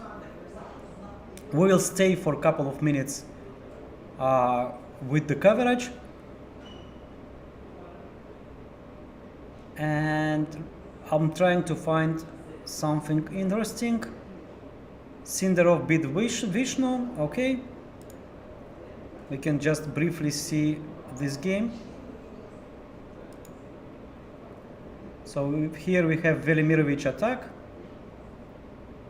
One of my favorite opening, Bishop b3. Well, honestly, on this move order, I knew that Bishop d3 is considered to be much stronger, but this is my knowledge is, I would say, quite old. Yeah, Bishop d3 just to avoid.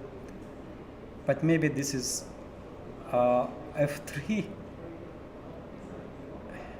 So yeah, this is very, very curious. f3, knight d7, and now f4. Yeah, because no more pressure on pawn e4. So white plays f3, f4, and then f5. Well, I don't know how good is this one. Takes, white won a pawn. Apparently, black should have good compensation here, but missed probably this nice tactic, nice trick with knight d7, and white won. White just converted his extra pawn. Okay, very good performance of Sindarov. Yeah, just to mention that black cannot take the pawn on e4, probably because of rook d7, and white just enters with all the rooks to the house. So rook b7, rook d1, and here black decided to resign. It's a little bit premature decision. Okay, so we have all the favorites winning their games, and the only game that we have to cover is the game of Amin Basim, but this one will last very long. So fg5, king g5, and I think soon we will finish our coverage here. Just one more game is the game of Van Forest. Yeah, he is the queen up with good winning chances, and this is the game of Anton Guijarro. Yeah, let's see it from the opening. So it was a b4 line against the King's Indian. Of course, everything is possible against King's Indian. Actually, white won a tempo. Yeah. Now we are just in the theoretical line with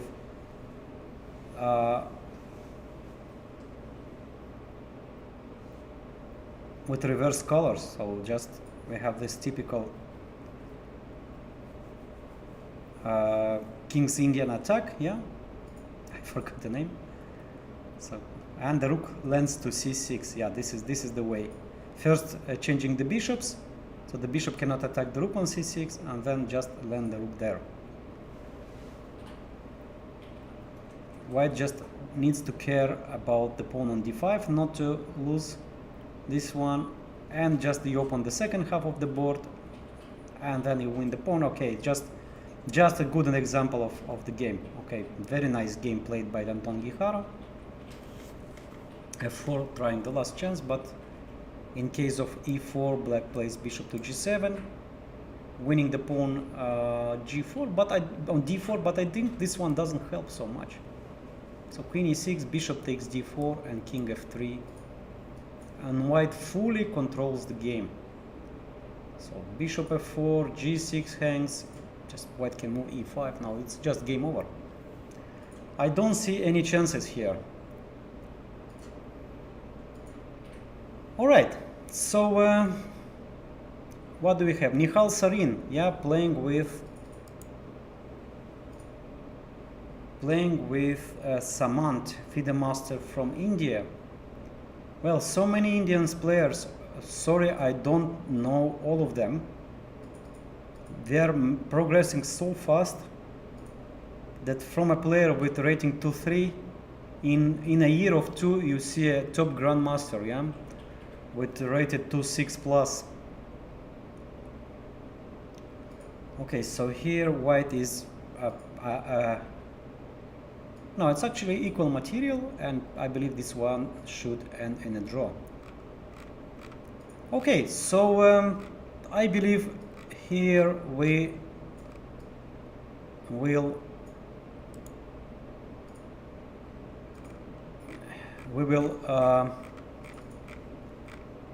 stay on the top boards.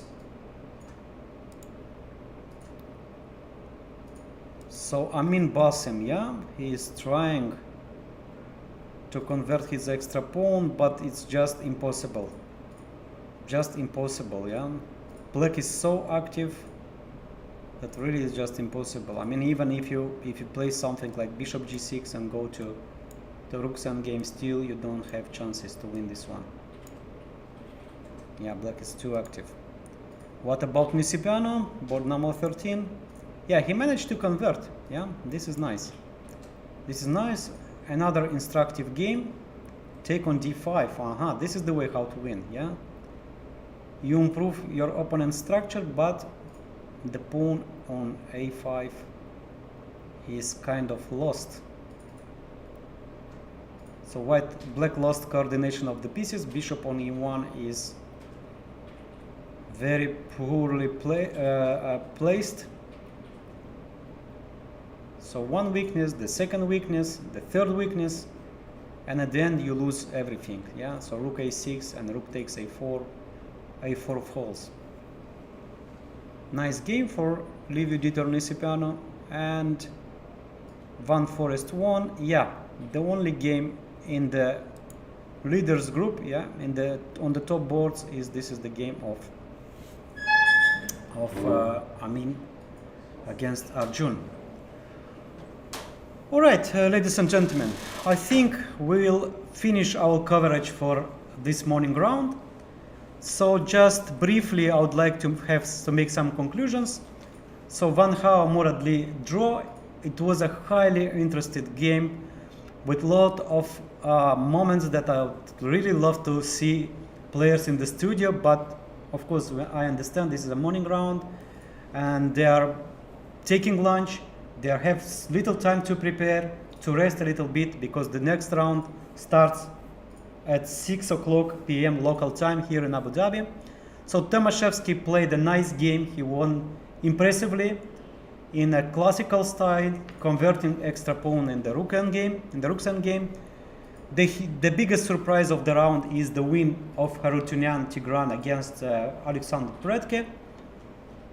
And yeah, on board 4, Egaisi just grabbed all material and won against his